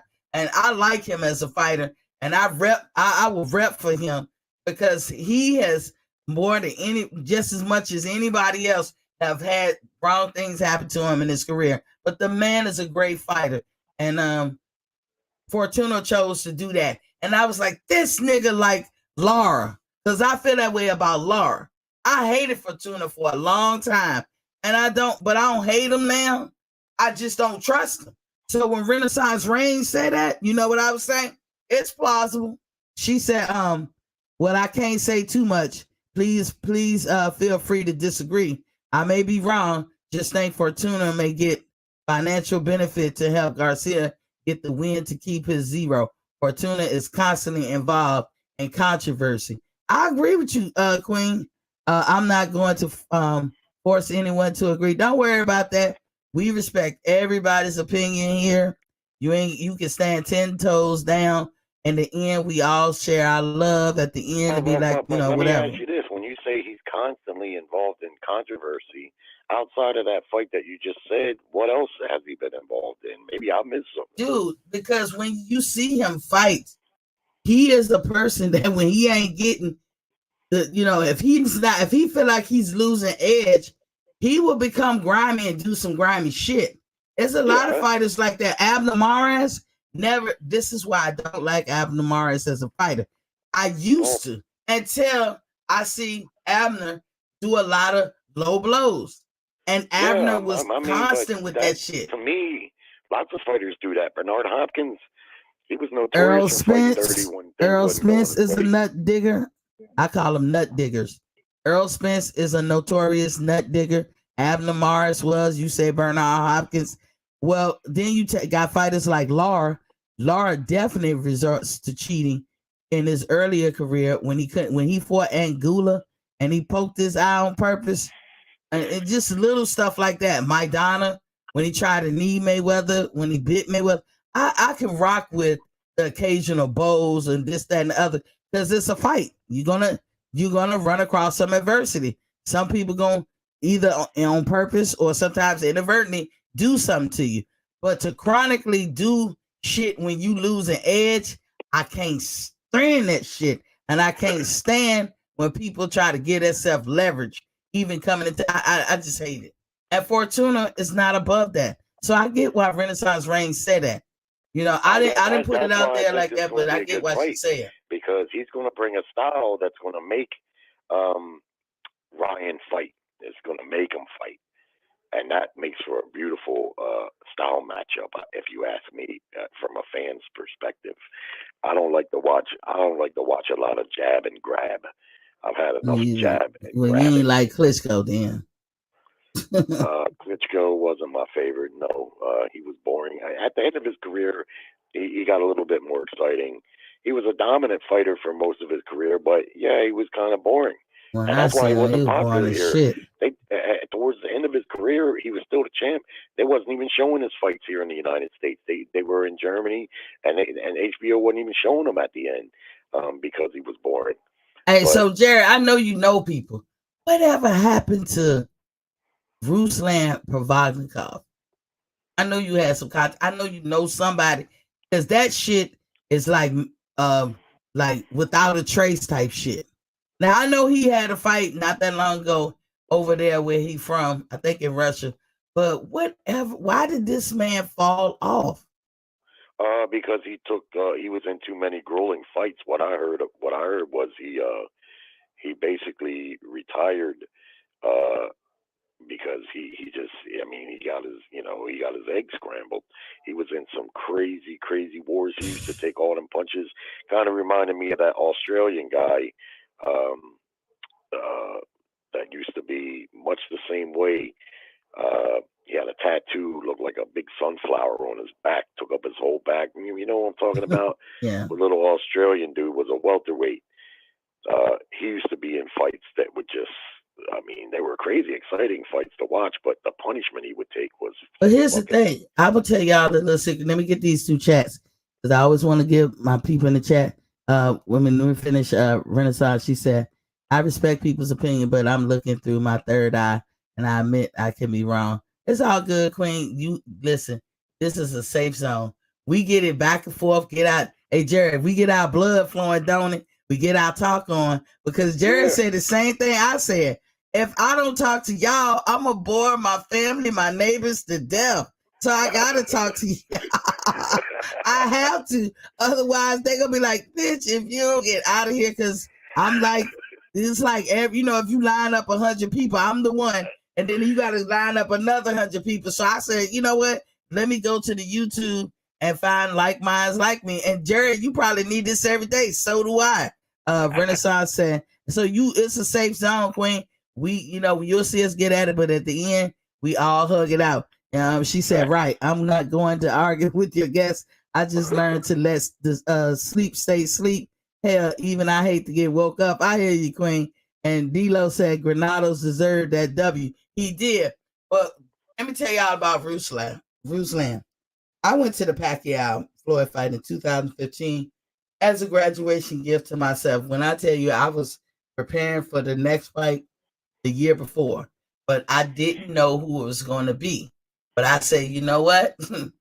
While I got the chance, I'm going to a Mayweather fight. Who knew it was going to be Pacquiao? First and foremost, I was sitting at my computer. When I tell you his fight was sold out in less than 2 minutes, I am not bullshit. I was sitting here and they had a countdown clock. And I was like, boom, boom, boom, got my tickets, right? And the shit won't cheat, right?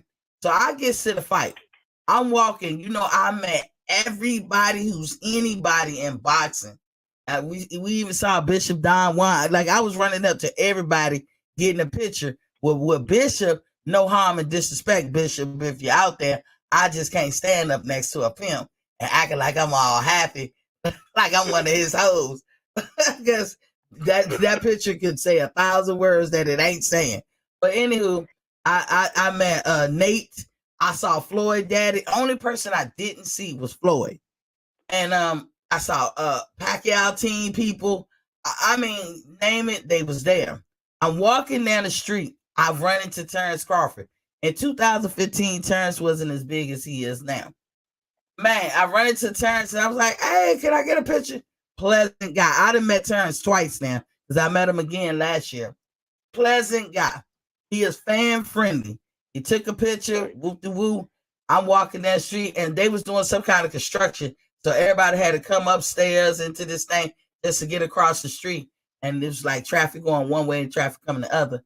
I see Ruslan Provodnikov. And the whole time I'm there, I'm seeing different people. I'm like, hey, ooh, I've read Paulie Malignaggi, Keith Thurman, Richard Schaefer, you name it. All of them, Riddick Bowe, everybody, right? And I got pictures of all that shit. I see Ruslan. I said, hey, I couldn't even get the hey way part in there. And that dude turned his head to the side, did a chopping motion from his neck. Like, but if I'm going to put words into his mouth, and he never said nothing, but he turned his head away from me, like to the side, and had his right hand up to his neck and did the chopping. And I'm going to put the words to him. Bitch, if you don't get the fuck out of my face, fuck you and everybody else. Like, he was mad as shit. And I was like, I know he wasn't mad at me, but something must have happened. And in my head, I'm like, was he due to be on this card in any kind of way? And it fell through. And right after that moment, never heard of Ruslan. And it's not because I'm not saying because I met him. I'm saying I never seen him because you know they was building him. They had him on the channels. Him and Timothy Bradley fights were legendary. He concussed Timothy Bradley. Timothy had to take that's probably part of the reason why Timothy had to retire. It was part of it. Yeah, it was. I tell you two other fighters that fell off very similar. Mm-hmm. One is Juan Baby Bull Diaz. You remember him? Mm-mm. Baby Bull. He fought Marquez, and he fought. I think he fought Barrera. He was a young dude. They called him the Baby Bull. Is Juan Diaz. It was back when Marquez and Barrera and them was like at the top of their game.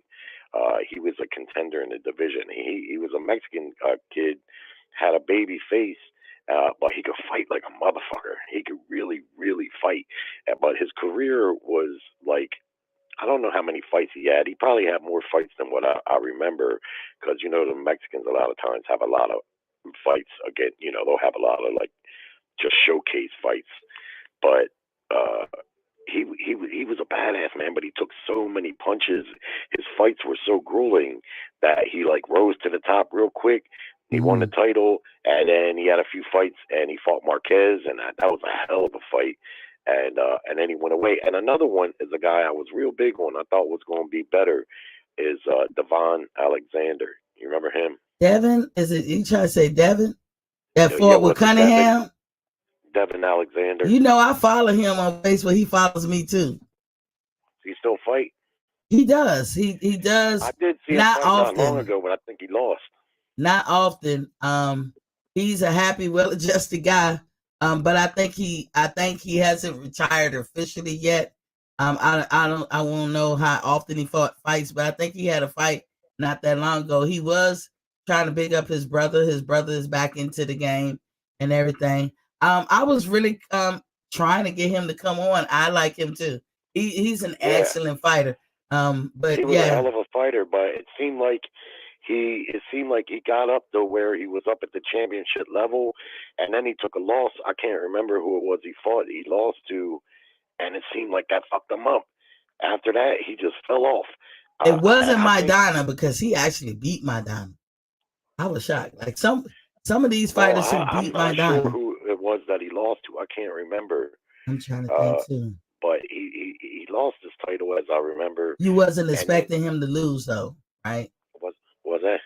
You were not expecting him to lose to this fighter. So this is why it's shocking you. No, I mean, I thought he was one of the better fighters in the division at the time. Actually, I think it was junior welterweight, or it might have been welterweight. He's a welterweight. Welterweight, yeah. I thought he was like one of the better guys, but after he lost the title, I didn't see him for a while, and then when I seen him again, he either lost or he struggled. I think I did. Now that I think about it, I think I did see him fight about 7 or 8 months ago, but I think he lost. Did he? If I remember correctly. He wasn't a big power puncher, but when I tell y'all this nigga can box, whew, that's what I like him for. He's a boxer. Okay. What year you talking about where you think he fell off? Because I got his box rec up. I'm not sure. Actually, I'm not sure. You know, I'd have to really think on it. But if you got his box rec, just look to see where his first loss is. Because I don't think he lost early in his career. It wasn't until he got to the championship level that he lost, and I can't remember who he lost to. So I pulled it up so you can. I'm gonna scroll up and down so you can see what name jumps out at you. Now, he was, of course, fighting, and he was active, you know, here, He had a couple of fights in 2014. 2015, he had one fight, Aaron Martinez. Well, that's a loss. And he lost to Amir Khan, you think? I mean, but okay, he had more losses. Andre Berto. Well, what does it say? It's real small on my computer. Oh, it says Andre Berto. Well, there it is. There's 3 losses in a row right there. Those his last fights, though. But Andre Berto, he fought in. Hold on a second. Let me see right here. Mm-hmm. Luke Santa Maria. Who the fuck ever heard of him? Ivan Redkach. I've heard of him. Yeah, I mean, see, these are recent fights. Well, Ivan Redkach some years ago. Berto, I didn't even know he fought Berto, but he lost to him. Aaron Martinez. I see that.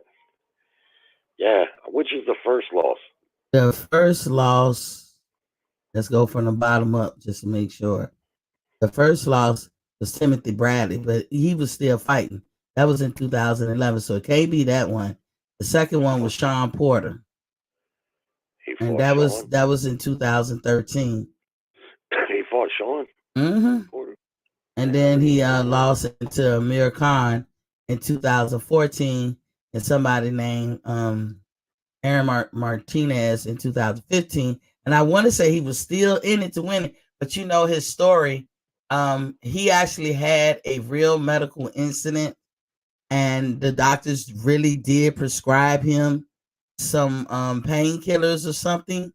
And you know, with this country, something that we struggle with collectively in this country is that a lot of people are getting on these pain pills and they're becoming addictive. And he didn't even know he was addictive, but he actually had a real problem, and he struggled with that. He came public about that. I would love to get him on to tell his story, but he became public with that, and I respect this man so much. Like oh my God, I just love how he boxed.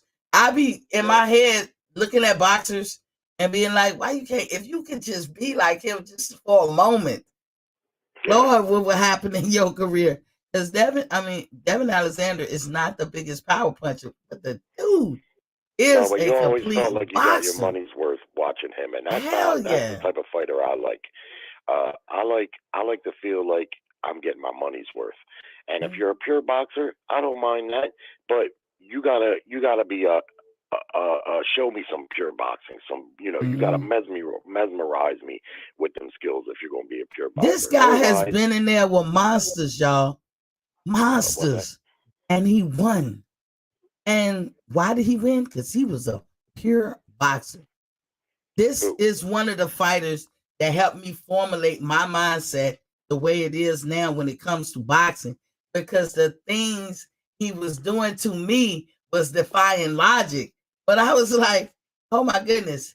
So if you're a pure boxer and you bounce on your toes, and then you got Mayweather saying the same thing, and then you might have another fighter here or there to say the same thing, and now it's valid in my head.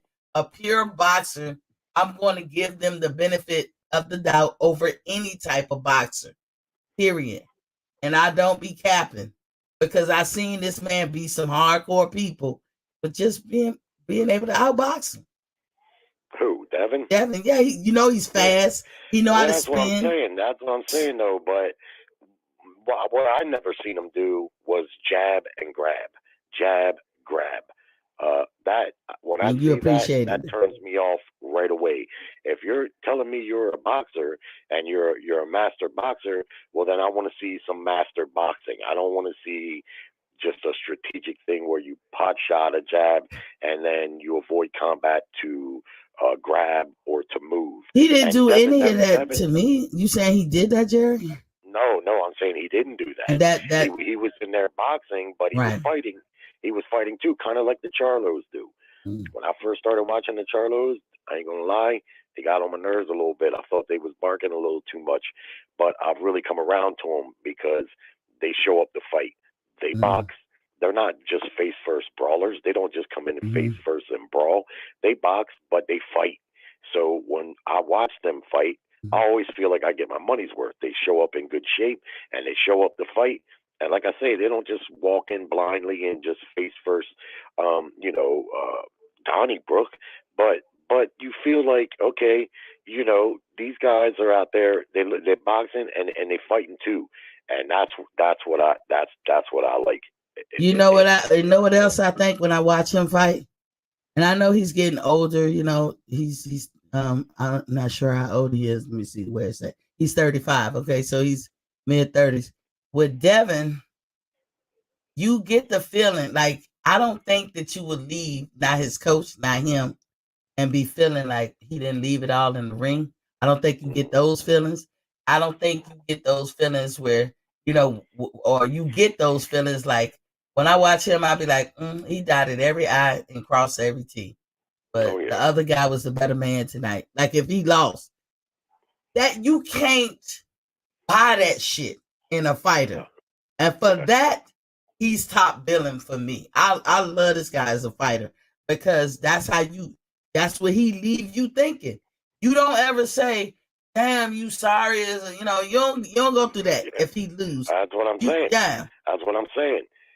You get your money's worth with Mhm. that, and that's all I really ask of these fighters. Because a lot of these fighters, you know, they want big money when they fight, and they Mhm. want, you know, they want to be lauded and put up on a pedestal that they're great fighters and stuff. Okay, well, then I want something in return, and what I want is I want to see a good fight. Like I say, I got no problem Mhm. with a master boxer, but to Mhm. me, a master boxer doesn't jab and grab.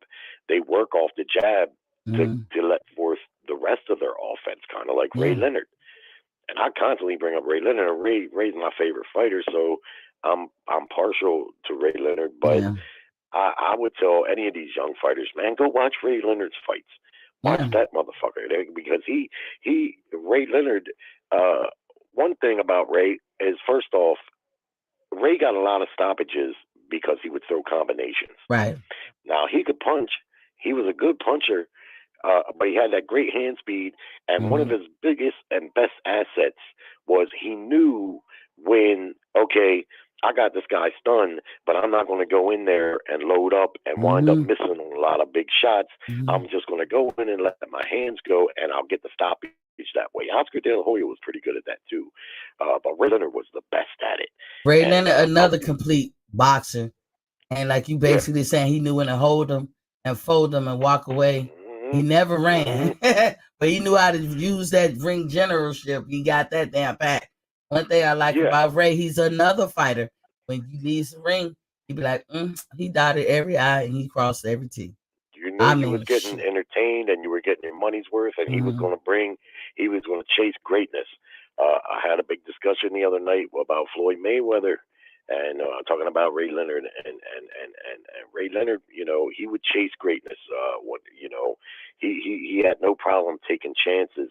And I point to the Thomas Hearns fight, the first fight. Mm. Tommy Hearns was a ridiculously hard puncher, and he could box really good too, really good with them long arms. Thomas Hearns was a hell of a boxer, but he was a murderous puncher. And when Ray Leonard got him hurt, he buzzed Tommy in like the third round. He didn't hesitate. He threw his hands up in Mm-hmm. the air. He went straight into Tommy, and Tommy was hurt, but he was still real dangerous. Mm. But Ray didn't concern himself with that. He just let his hands go, and he got the stoppage, and that was seasoned greatness right there. Yeah, you Now you can't teach heart. That's that heart. Go ahead, Jerry. Ray I'm sorry. Leonard had the type of skills that he could have been a strategic grab and jab type of fighter. He easily could have been that because he had easily the reflexes, and he was so sharp. He could have easily just like went out there and used his jab and then hold and then feint a little bit and then jab and bore the fuck out of everybody. But I never seen him do that. Even when he was fighting lesser opposition, uh, man, if he was better than you, everybody in that place was going to know that he was better than you. You And know what's weird, Jerry? If I don't know if you ever got the opportunity to see Thomas Hitman Hearn's son fight. It's crazy. This is his when you son, know. This is how you really know when somebody great. Like it's gonna take you years, and it's gonna be like after the fact because when you got that gift, it's given to you. It's not always spread it out to everybody in your family. It's given to you. listen, You will get some of the gifts, but like Floyd is gifted. He's got gifted. Some of them fighters you talking about, like Ray Leonard and Thomas Hearn, to me, they God's gift. All of us are God's gift, but they God gifted. Thomas Hearn's son fought Irislandy Laura way back in the day. And when I tell you, No good. I cannot say the apple fell far from the tree. I'm sure he's good and he can piece up somebody, but his daddy, he's not. Yeah. Well, those are big shoes, huh? I mean, look at Chavez Jr. Yes. That motherfucker right there. I could maybe whoop his ass. and but his daddy is a legend, and he ain't about shit. Yeah, and then you can just go on and on with all of them guys, like Floyd Senior, excellent fighter. That motherfucker is an encyclopedia. Him and Roger Mayweather, when it comes to boxing, they was given the truckload. But you never know what would trip you up on your way to glory. Because I would tell anybody, if you don't have the great legs and foot placement, you never gonna be that great in boxing. I hate to say it like that. Strange things can happen because I can never talk in absolutes. But I'm 99.9% sure if you don't have leg and foot movement, you'll never be that great in boxing. I'm pretty sure like that. you said, there's exceptions, and I'll tell you a glaring exception is Big George Foreman. George had terrible feet. He was flat footed as they come. Even when he was a young fighter, he was just a super strong guy. He was lumbering, he was lumbering. He didn't have good footwork, no lateral movement, nothing. He just would come forward, but he was such a destructive force.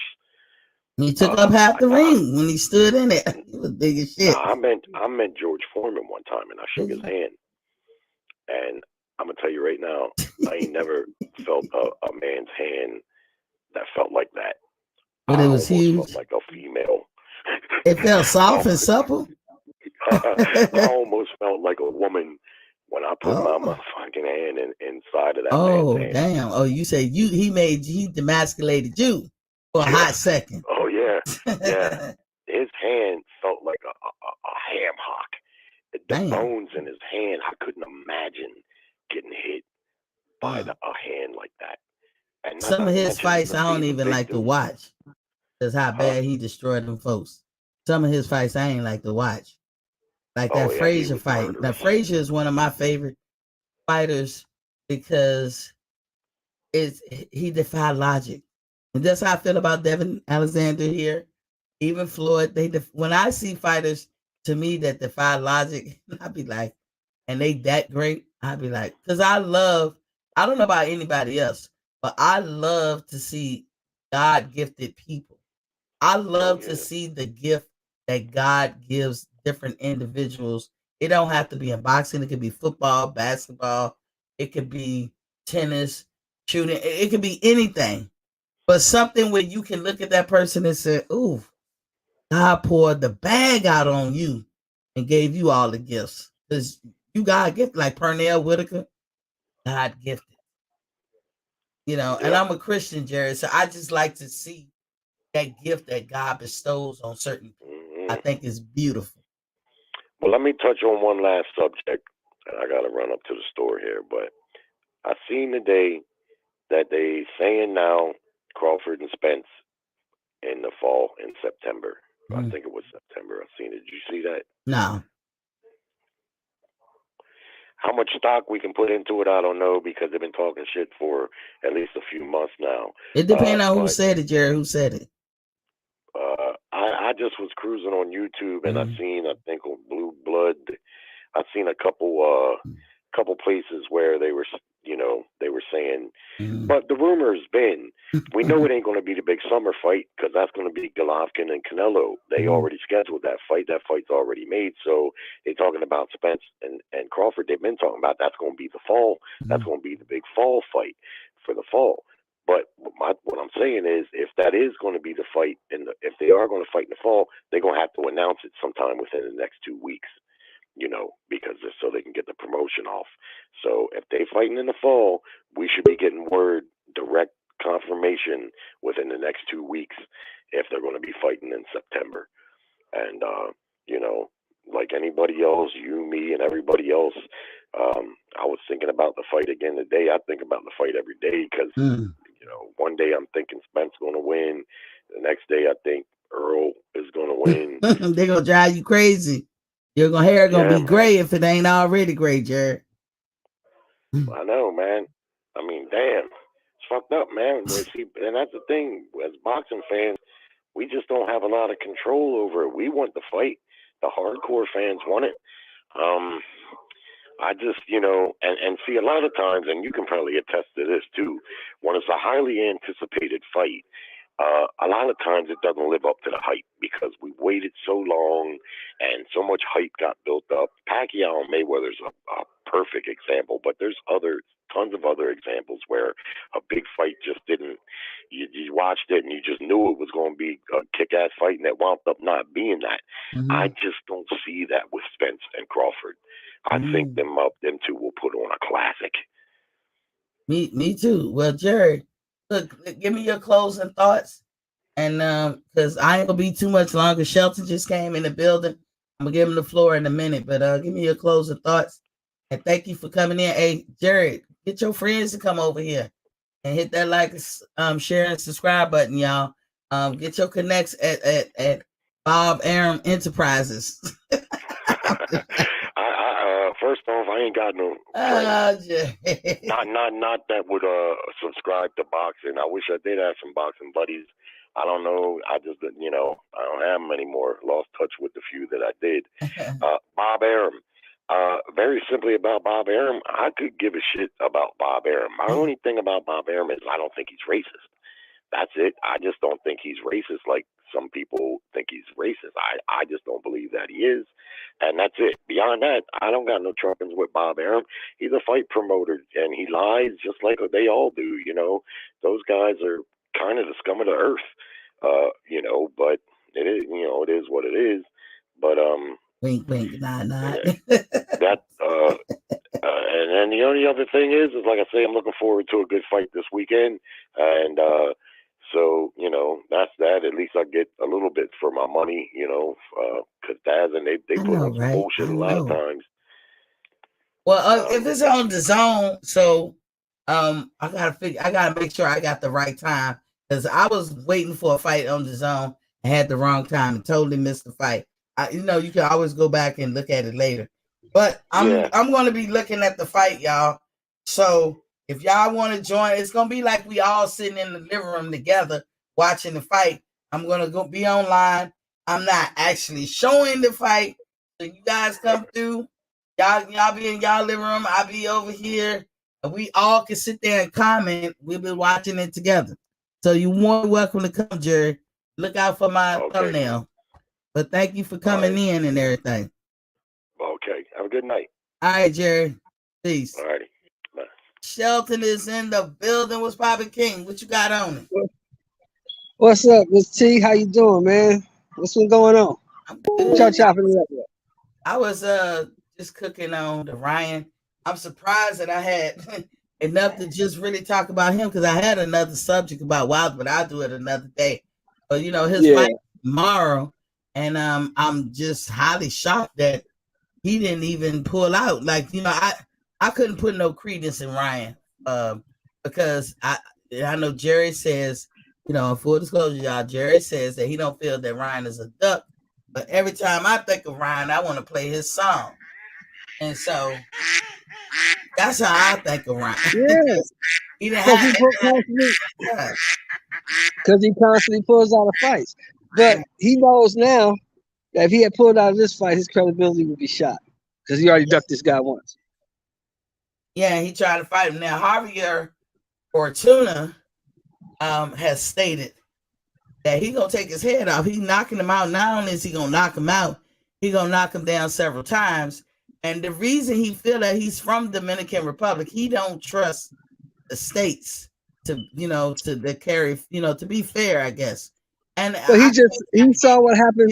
He saw what happened to Marinez against Rolly. He saw what happened to the guy against Dominguez against AB. So you know, both of them Dominican fighters. So he has cause for concern. He said that he has to knock him out. They also have said, in case anybody take this and try to run with it, I'm just putting it out there. His co-manager Samson, I can't even pronounce his name, but anyway, they put out, Lifowitz. They put out that they were the ones who spearheaded this. Let's do the catch weight. It wasn't Ryan's team, and they did that because they only had 7 weeks notice, and from their calculations, wasn't enough time to get Fortuna down to 135. So everybody at 140. All of them, yep. Both of them are fighting at 140 for sure. Because Ryan can't make 35 no more. He can't? No, he can't make 35. Oh shit! Well, what he gonna do in the future? Why he calling out Tank? Because Tank, as of last year, Tank fights at 40. You forgot. Tank fights at 40. No. Here we go. This is what I'm talking about. They asked Tank to make a decision now. Granted, a fighter from day to day could change his mind, but they asked Tank to make that decision before he actually had that cruise fight. He had a call balls and strikes, and he said, "I'm gonna be at 135." That wasn't that long ago, y'all. That was not a year ago. That was a half a year ago or whatever. But that was Tank's decision. Can Tank turn around and say, "You know what, fuck it, I'm going to 140"? He could. But we got to go with the latest and greatest, what he said. Miss T, check it out. Enough zeros will make you go wherever you need to go. Yeah, I believe he and you gotta understand that Ryan Garcia, that's a big fight. That's a big money fight. But that's what they say. Now, Ryan Garcia has come out and said that belts don't matter. So to me, I take that as a future explanation of this type of shit going on. Because of course, he ain't gonna fight Jab. He ain't gonna fight Jab until Jab move up. He ain't gonna, if he's still around by that time. But he ain't gonna fight Jab in that 135. He can't make 135. And he don't need to keep proposing the Tank, because Ryan always bringing up men to sell his fight instead of just relying on his own laurels. And I call it marriage proposals. You know how, Shelton, us women, we married to the guy, and we like to bring. I miss this. I know y'all. You know what I'm saying? That's what he doing. But here's the thing. That's what it seemed like to me. But here's the thing, though. You gotta wait till tomorrow night, because this fight's at the Staples Center, but the Crypto Arena used to be the Staples Center. Yeah. If he sell that place out, if it's more than 17, 18,000 people up in there to watch him fight, that Tank fight is coming. I mean, I'm sure they know he can do that now anyway. Ryan Garcia from boxing, whether he want, and I've capitulated and I said, whether you want to throw in his sponsorship or anything, but most of this came from boxing. This motherfucker has amassed at least $10 million. When you throw that at somebody that young, you know, what's more important to a man his age? I can tell you, first off, mowing down everybody he can mow down. So now, where is the motivation going to come from to make him chase greatness? I don't think he's never going to do that. He's never going to do that. He's never going to chase greatness. He's going to chase the bag, the biggest bag. That's what he does. And so he can say, because guess what? No matter what we say or do, he can still get in the boxing ring. He's nicely shaped. He's a nice looking guy. He can make girls think that he's a tough one. He gonna mow them. He gonna mow them all down. You know what I'm saying? He can afford the oops. He can afford it because he got two children by two different women, so he can afford the oops. Oh, he gonna be doing that. He's a young dude, got Gatorade commercial sponsorships, got money. What you think he gonna do? That's what he's supposed to do. That's what you think about the WNBA. Remember that girl named Lobo? I think she used to play for New York. Yeah, Rebecca Lobo. Yeah, and no shade against Rebecca, because in college she was a beast, right? And pro, not so much. And it could be a lot of people in the pros, female wise, they had double duty. They had a regular job, and in the summer they took off to play basketball. Unlike the men, that was their job. So I think she was a lawyer or something. I don't know what she was. Yeah, she's an attorney. Yeah, she got all the damn commercials. Yeah, her and Lisa. You know why? Yeah, she had a more appeasing look Yes. as far as they was concerned. More Yeah. marketable, as they used to say back in the day. A fan-friendly word, marketable. She was Right. appeasing to the eye. She had the complexion for the protection. She had a more appeasing look that didn't threaten people or make people be like, ugh, because some of them girls did look hard. But, Yeah. Lisa you know, didn't though. Lisa looked good. Lisa didn't look hard. But Lisa was tall as a motherfucker. I'm sure in Yeah, her life, 6'5". she was Lisa very 6'5". intimidating. Yeah, she was very intimidating to Yeah. men, you know. Yeah. So they all had that cross to bear, you know, but I used to on a side note, I used to play with her at Ladera Park. did you? After she Yeah, was she used to come up after there she and was ball broke, with us. Yeah, she's from LA. She used to come up there and ball with us, kick our ass too. Girl can play. trying to keep her skills good. Because Hmm. even a woman that's really, really great in her field, when you can play a B-level fighter guy, just the sure physicality of it all is going to improve you. Exactly. You know what I'm saying? Exactly. So Exactly. I do understand that because I Miss T, play. did you hear the news today? What's the news? Oh Lord, I ain't hear shit. 2 women is trying to extort. They're trying to sue George Foreman. They say he sexually assaulted them 45 years ago. 45 years ago. 45 years ago. Ooh, well, that's outside the statute of limitation, right? I would think so. I don't think they're gonna get nothing unless George cared too much about what it looked like. Personally, I've got to say this, y'all, and I'm a lady first, so I'm always Yeah. team lady. So hear me when I say this. One, I don't like the extortion thing, and I don't know if it's true or not. But if I was George, this is something that I wouldn't concern myself with because listen, you don't do that type of shit and turn it off, and you don't wake up in the middle of your life and turn it on. That Right. shit is either in you or it's not. Exactly. He doesn't strike me as a man that is in him. And if you want to besmirch my character, guess what? I done plant my flag for God and country, meaning I done been a boxer. I done been to the Olympics. The motherfucker is a gold medal Olympian, I think. Yeah, gold medal. And he's been a heavyweight champion, and he did Twice. it at old age. He's So been a heavyweight champion twice. yeah, he's been in there with Ali, some of the greatest, and all that stuff. No matter what this woman say, you will never take that away from him. So I'm Well, he just said, George, you know what George said, right? welcome. I ain't getting you nothing. You ain't getting nothing from me. I don't blame them, ladies. Sometimes on that, even if that's true, and I can't be a person that tells what a victim should do and how they should do it. It depends. If any of these ladies saying that they were children, then it's a different story now. But they're not. I don't think that unless you're telling me that, Shelton, was any of these women children when that happened. No.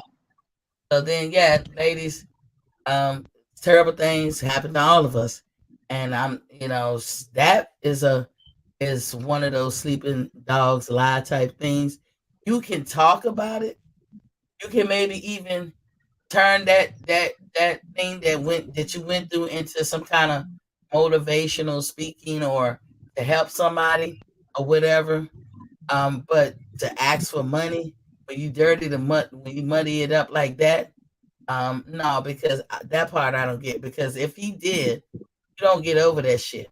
And it would, and sometimes though, Shelton, your brain will suppress things because it can't handle it at the time. It's a defense mechanism that we all have, and it will compartmentalize it and put it down deep. And somewhere like 30 years or 40 years later, it pops out. You can't control it. It comes back. You have to deal with whatever you go through, but sometimes your brain suppresses it. So to me, the money part of it is making it Yeah, fucked up. that's the part. And why you wait so why you wait so long? Well, I say And I then don't know why you when wait you so do long. say something, but when you do say something, the first you say he did this, the second thing out of your mouth is money. I want 12 million. Come on. Well, listen, you waiting so long. You're right.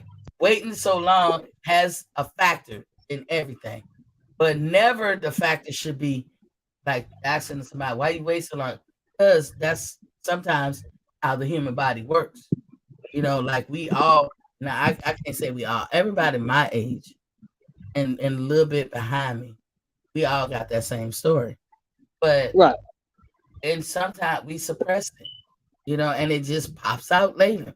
Because now you're I at get an it. age or whatever you can handle it. And men go through this too, because a lot of people we don't talk about is the men who go through the same thing by other Right. men.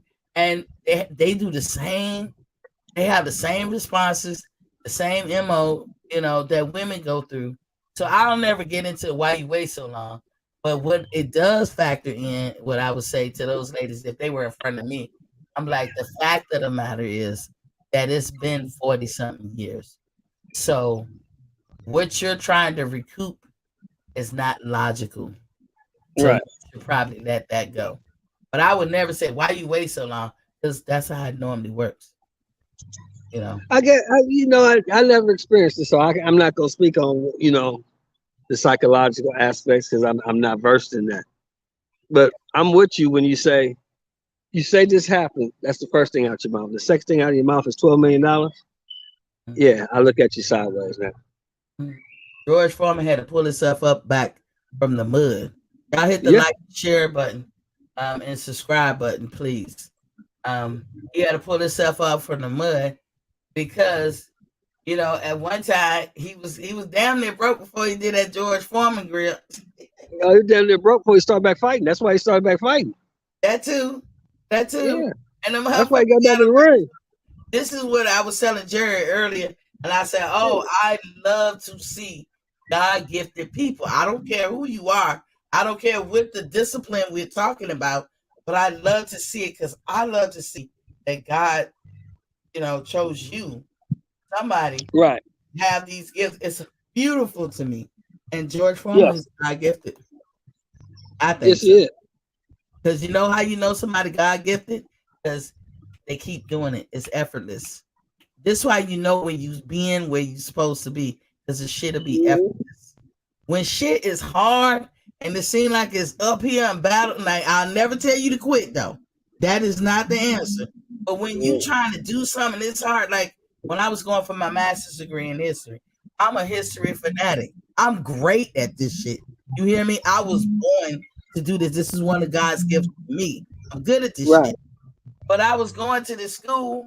I didn't like the staff. I ain't like, whatever. And it was hard. I was like, how is this shit hard? I get A's not even trying in history. How is this hard? I have a bachelor's in history, but it was hard. And I said, T, gotta let it go because that's not what he wants you to do. Got something else for you. The young me didn't know this. What's up, Jim? Right. Oh, I thought you was going to say something. But yeah, the young me couldn't ascertain such a thing. Right. But with age come wisdom. Because I noticed when you where you supposed to be, things are effortless. Yes. Everything seems like it come easy. It lands in your lap, all neatly packed and everything. Then there's people. All you gotta do is pursue it. That's all you gotta do is pursue it. Yeah. You got some people that seem like they walk through raindrops. Now I say that about my daughter. I don't say it in a hating way, but I was like, but sometimes I'll be like, sometimes he'll front load you a lot of shit. When I say he, I'm talking about God. He'll front load you a lot of shit because maybe you're not gonna be here that long with us. Right. And I be scared, like I'm telling y'all, my mind be going deep. But sometimes you just gotta take it as it comes. Like my daughter is very fortunate, more so than me. If that girl, let me tell you, last year. She just had an epiphany. I want a PlayStation 5. Now, meanwhile, my little sister been trying for over a year to buy her son a PlayStation 5. I know she was trying to buy him one since the Christmas before that. And she was like, you gotta get on the list and this, that, and the other. Now it's crazy to me because my daughter, as a kid, she did like her games, but it'd be the girls playing Mario Kart and my girl won't play no Call of Duty and basketball. Right. Girls don't play that. But once she got over 18, that girl's a video head, right? But she just had an epiphany. In the first week of November, I'm gonna put my name for the lottery. before the month end, she was called. She wanted, and she got her PlayStation 5. She wanted to do an internship. Over 300 people was going for it. She said they're only gonna ask for 3. And in my head, I said, and I bet you be one of them. I be damn. I be damn. It won't just based on grades. It was, I don't know. It was a lot of things it was based on. But I be like, damn, she goes in a place because she's engaged now. So she wound up getting the job offer, just walking in the place. I be like, damn. Some people just got that. They just got it. I don't know what it is, but some people just have it. And her mama over here, I got to go through all kinds of hells and trials and tribulation and get beat the fuck down and misunderstood. That's your cross to bear. That's my life. But I tell you, when life is easy for me, when I give. When I give, life very easy. And I always feel like I'm blessed. I don't worry about problems because as long as I give, I think I'll understand the assignment. But these are things you won't understand in your 20s. Let me get off my soapbox. All right, Miss T, well, I had to hit you. I know you about to get on off. It's 9 o'clock where you at. It's 10 o'clock where you at. Yeah, it's 10. It's 10. Get you some rest, girl. The fight starts at 6 my time, which is 9 your time. So okay, yeah. So I'm gonna be watching it. It's on Dazzin, as Jerry say. It's on the zone. Yes, the zone. The zone. The zone. So I'm gonna be watching it, and y'all can watch with me. It's almost like we're gonna be sitting in the living room together watching the fight, y'all. Because I'm gonna pull up my channel, and I think I can get like at least 15 people or 10 people or something. Well, you got one. I'll be there. All right, cool. We just talk shit and swallow spit. Cool. There you go. Get you some rest, girl. I'm gonna talk to you tomorrow. All right, Shelton. Thank you for coming in, and thank you, D-Lo, for coming in too earlier. Renaissance Rain. Nope. Listen, stand 10 toes down, and everything you say, girl, is safe over here. She said, well, they didn't get over it, and that's why they are in court. Perhaps Foreman could have committed these acts in a money power play. Who knows? All this is alleged. There is no statute of limitation on these type of wrongdoings. I don't know. I think it is when it comes to, if she's alleging that he assaulted her sexually, well, they call it rape. There's statute of limitation, unless they have changed the rules. I know lately about something about the date can start when you first aware of something. I don't know, but I thought it was a statute. I'm out. Have a good rest of your show. Thanks, Renaissance. But yeah, I'm always gonna be for the ladies. I'm gonna tell you guys, get out of the habit of asking why it takes so long, because it's not a ladies thing. This is a people thing. When you're traumatized, because that is a traumatic experience, your brain will suppress or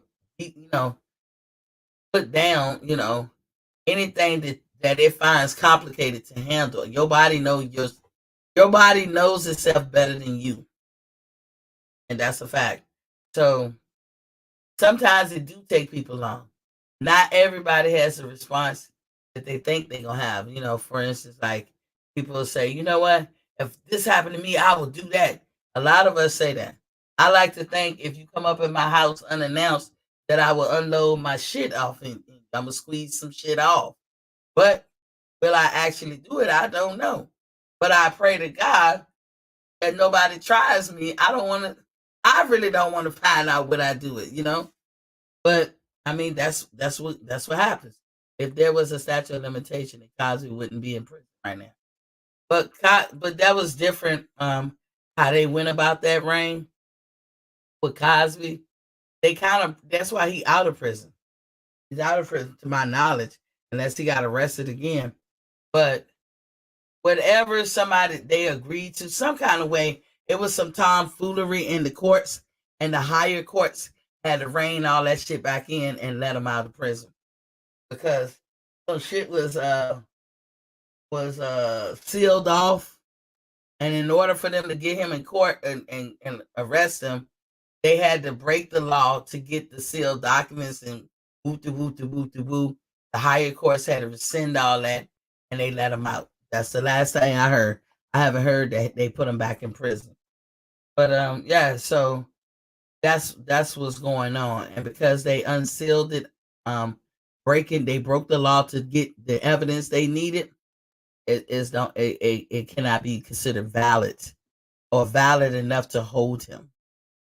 And he said sexual assault runs rampant in Hollywood. I believe it. I mean, and George could have been on that scissor. You know, he could have been sipping that tea back then, and when shit won't as regulated as it is now. You never know. He could have been mad crazy.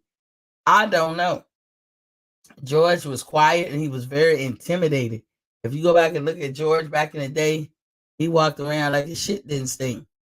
I'm not saying that that's what he did, but I'm saying when if you're gonna go for money, for me, you have to factor in that it has been 45 years. What is your angle here? You know, I don't. And George called her bluff. I ain't gonna pay you. Now, if he did it or didn't do it, none of us was there. I don't know. I can't say he did or didn't. But what I will never say is why she waits so long. When it's a medical fact that sometimes victims, you know, have that kind of response.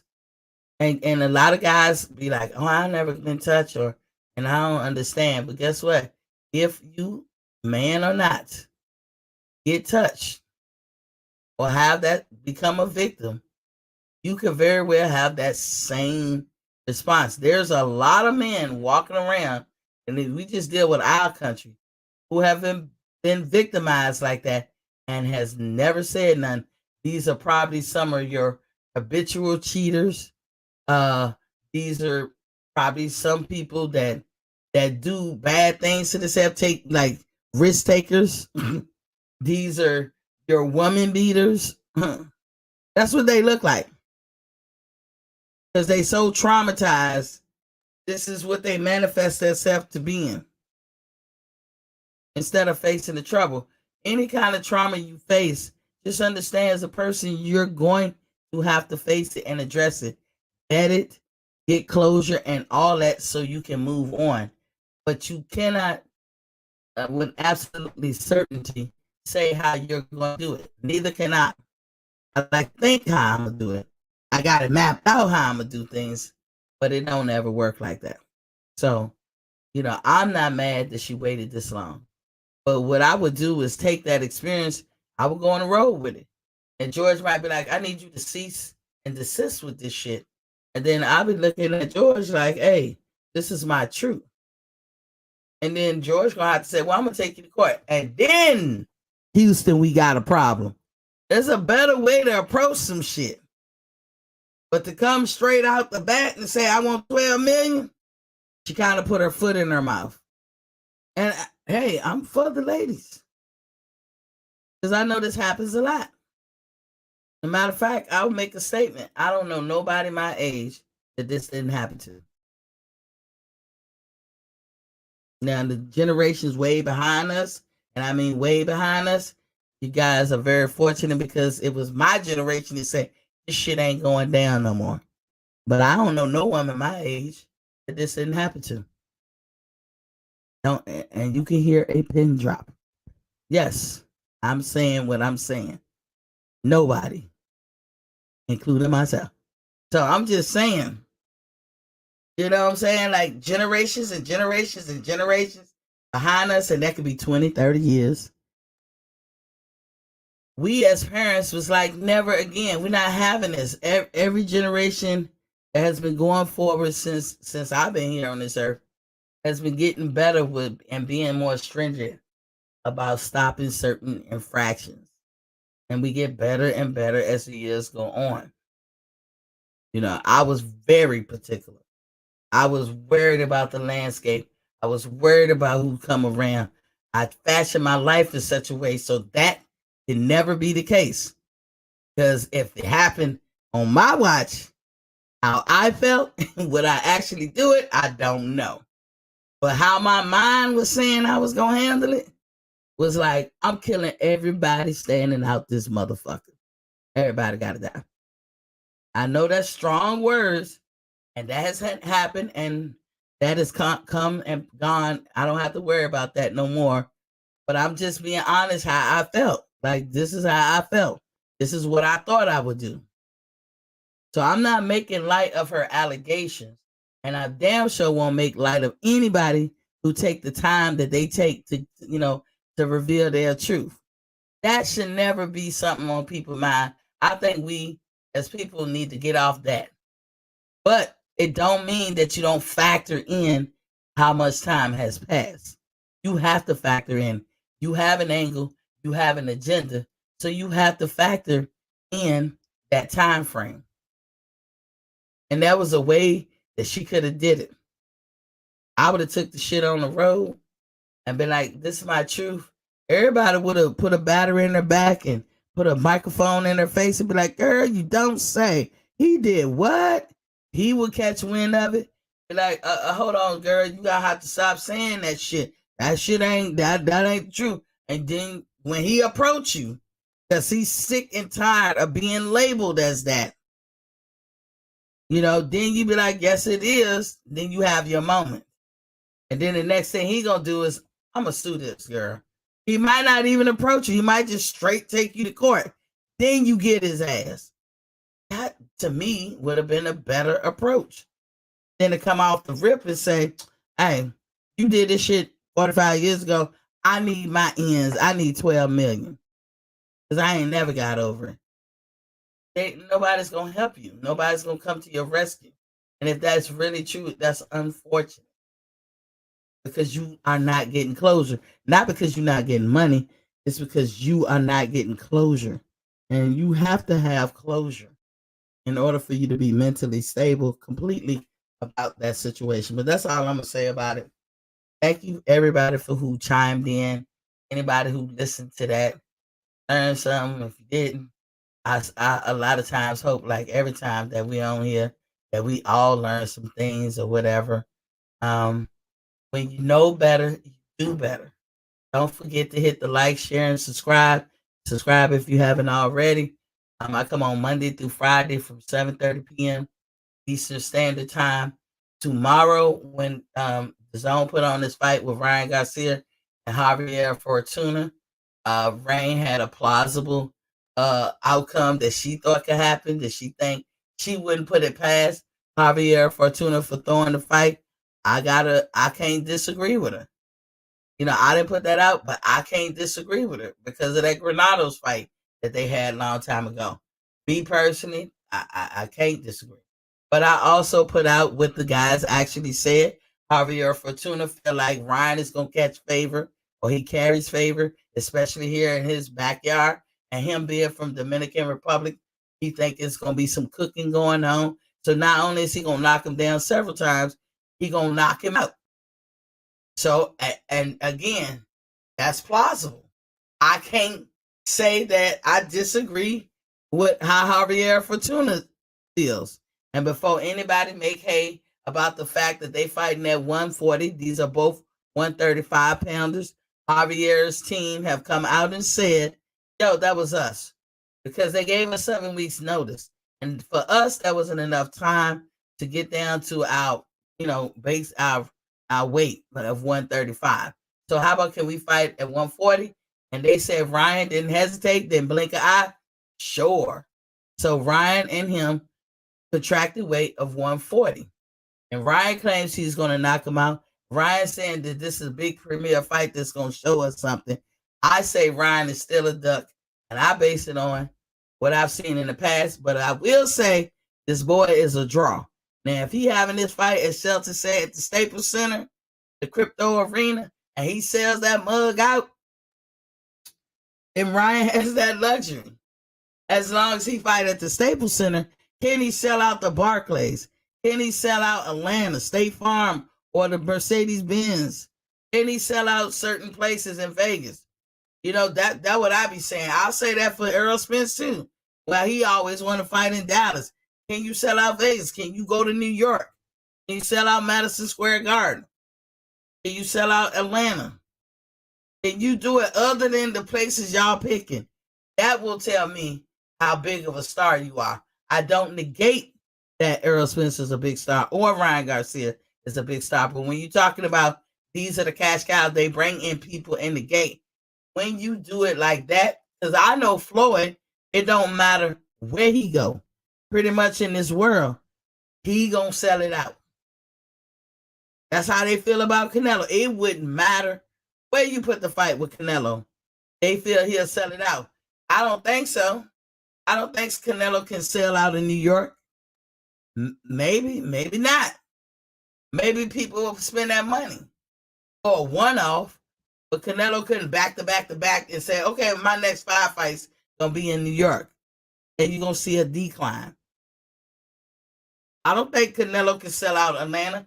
I could be wrong, but I would not say that Canelo isn't their cash cow or the cash cow of this era, and he's pulling in all the big bucks. I think Deontay Wilder can go anywhere in this country and sell out. I do not think Bud could go anywhere in this country and sell out. I don't think Smith could. You see what I'm saying? So I talked about Ryan because let's face it, that man has appeal. What he has mastered is what a lot of y'all boxers need to learn to master. And that is how to draw in casual fighters. Y'all have to do it. Yeah, Jerry said Cosby is not in prison right now. I know, Jerry. Jerry said Canelo is the cash cow. I feel you, Jerry. But yeah, that's all I wanted to say. And, we can't be so quick to judge. That's unfortunate for George Foreman. I hope that that's not true about him. But only he, that woman, and God knows. And I just hope they can come to some kind of, closure. That's what I was saying. Closure is more important to me than the money. But that's just me. But remember, you guys, when you know better, you do better. And I will see y'all tomorrow. Look for my thumbnail because the fight started at 9 Eastern Standard Time. And I'm going to try to pull it up like 10 to 15 minutes beforehand. And we'll all just look at it in our own living rooms. All right. Peace out. Till tomorrow.